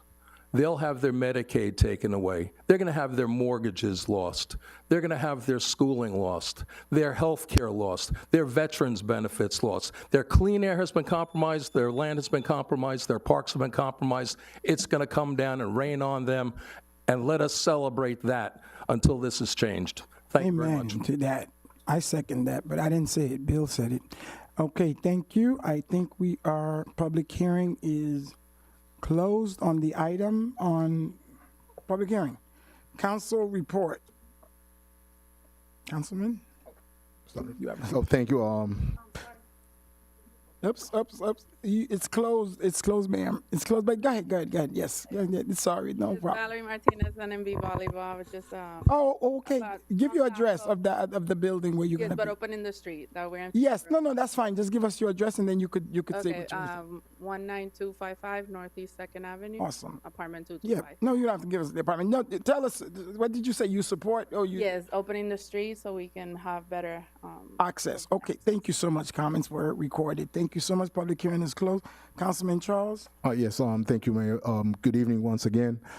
Just first, just want to say thank you to our interim city manager. And tonight, I know is your not only your last meeting, and then tomorrow you're going full time into the CRA. So just want to say thank you for keeping the ship afloat and up to this point. Just want to say thank you to that. And just want to say thank you to each and every one of you, and council, mayor, all city administration. Thank you for just working together to make our beautiful city better every day. In the light of what happened in Central Texas, just want to say my heart goes to each and every one who lost a family member. And I am just available, just want to say to our city administration, to any relief effort, anything that we need to do, anything that we're going to do, I just add my name. I'll be a part of it to help out, because after seeing what happened in Texas, is just not only a wake-up call, it is something that we need to take into consideration. And again, every day you need to tell your loved ones how much you love them, because we don't know what's going to happen next. So I am here ready and available. I don't know who's going to lead the effort, but I know as a city we are not just going to stand still and just pray, because prayers need action. Prayers without action is just dead. So we need to stand as one and make sure that we help out these people whatever way we can. And I am ready, and I put my name as a volunteer to lead into that effort. There's just want to say thank you very much. And I see Jose over there, District 4 office. He's in his building. Jose, nice to see you. Still can go back tomorrow morning to that office, right? Okay. Thank you very much. And that, Mr. Mayor, I'll yield back. Thank you. Sorry, thank you, Councilman Charles. Councilman Burns? Thank you, Mr. Mayor. First, I'd like to thank the city staff, especially those who have to make presentations and prepared to make presentations before the city council. I know you spend hours and times, whether it's a purchasing order, if it's a financial report, whether it's an update on something going on, and sometimes we get behind up here, and it means no disrespect to you all for the work and effort that you put in to be prepared to come before the city council. And every time we have to cut your presentation short, I feel bad about that, because I know the work that it takes leading up to that, because I know you all are professionals and you don't want to be caught not being prepared when one of the council members asks you questions. So I want to let you know that I appreciate your preparedness. And again, it is no reflection on you. if we cut you short or have to take something off and put it to the next agenda and so forth. It's just because of the way these meetings can run sometimes. So I appreciate that. Madam City Manager, I will call you Madam City Manager. I've never called you Madam Interim City Manager. Thank you for the work that you did, being the CRA director and keeping that afloat. Losing your second in charge over there you trained him well because he went on and got a great job, and you kept the ship here moving forward, and you have gained a lot of loyalty among your employees, which we hadn't seen that in a long time. Even though I'm back on the council now, I was still in and out of the city, and I knew how city employees felt about previous managers and working and the emotions and the tensions. I have to say you have a unified team moving forward. You've kept in place or assembled or put, and I appreciate that. I look forward to working with you more at the CRA very much. I wish we could have kept you on for the next 3 weeks, but the powers to be didn't come that way. But thank you for your efforts for balancing our budget and putting us with an outstanding audit report this past year that had not been done in many, many years. Thank you for being the team leader, and thank you for dealing with what you had to deal with between here and the CRA. And you were definitely underpaid for wearing 2 hats while you did those tasks. So again, thank you very much, and I appreciate that. Staff, we thank you for everything that you do. And the residents, as I had said prior another time, it is so important for you to come and participate and sit in here and listen to your city government, see how things transpire. And sometimes you don't like the way, you really don't want to see how sausage is made, but you know the sausage tastes good at the end.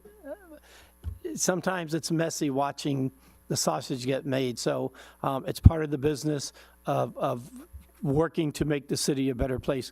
And even though this is our beginning of our official break, all that means to me is that we're not going to have 2 council meetings that we have to be here for, but all of our council members and the mayor will be still here in the city working hard on your behalf every day.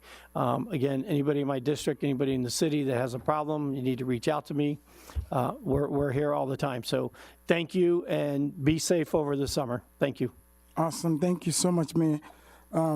Councilman Burns. 2 weeks ago, I hosted an appreciation lunch for the police department. I want to say thank you to them for all their services, to Chief, both I'm saying Gaz and Andrew Rivera. Thank you for leading an amazing group of men and women in blue. So we want to say thank you to the wonderful leadership and the staff, the entire police department. I spent more time with that department than any other department. So I want to say thank you.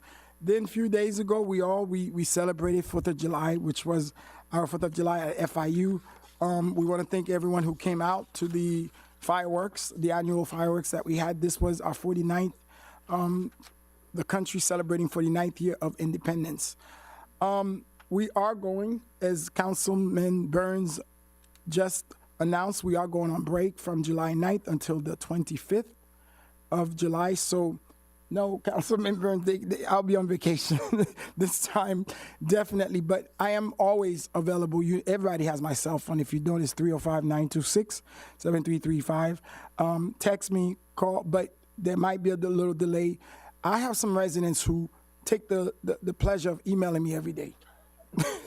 And Kevin, I think most of them are in your district. And I reply back every day. So I do get a little bit, because I'm going to use this time to do that. So I want to say that to staff, everyone, Annabelle, thank you for your work, and the entire staff. I think they know, sitting here talking about them, they know I appreciate them and the work that they do. And I think you guys know, and you do it by the policies and the way you support your staff. So I want to say thank you. Thank you all. Be safe as we get with this session. We do have a lot as a city that we are going to, although we don't talk about it, but it was mentioned earlier. We are under the Doge version of what's happening on the federal government. It will be happening in our city and all cities.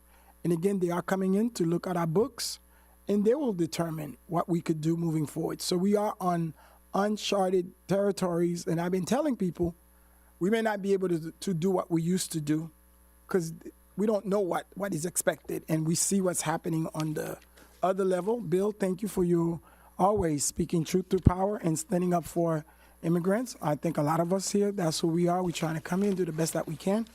But thank you for advocating. It's always good having others, because right now, a lot of the DEI, by the way, mean black people. So anytime you see that attack, they think they're attacking us. We've been through a lot from slavery till now. So, and I always tell folks, we are only 20% of this country. So black people is not, and when you think about DEI and those who it has affected, black folks are the last one on that list. You just could look around, look at all these CEOs of major companies. Not a lot of them are blacks. So we get it. They're not black, they're not immigrant. It is what it is. We are at a time of where we are, but I just want everyone to know it's gonna be a little crazy couple of months as we get into next year, because the cruelty of the federal administration is ramping up on a daily basis, and we feeling the brink, because we have folks calling us, families of folks, kids not going to school. So it's crazy out there. So we have a lot going on. I want to tell everyone, continue to do what we do. Let's be vigilant, and we just do what we do, and we'll see you all on the journey. Thank you. You have city administration, any last word? Madam Bo, we're going to start with Madam Clerk, our elected city clerk. Go ahead, ma'am.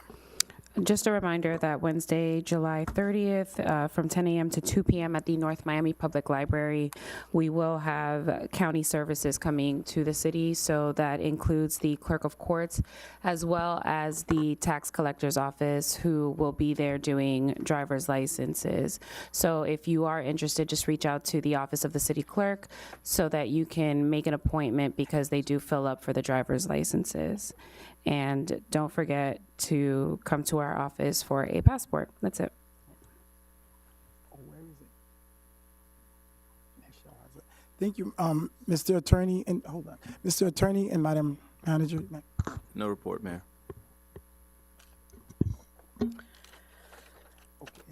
Thank you again to Mayor and Council for the opportunity to have served as interim city manager, but I would like to take the last opportunity I have to thank, most importantly, the staff. You guys have been just an absolute pleasure to work with for the past 14 months. You are one of the most dedicated and talented people that I have seen and will continue to work with across the street, but our city is in the best hands possible because we are being directed by these people who sit here today.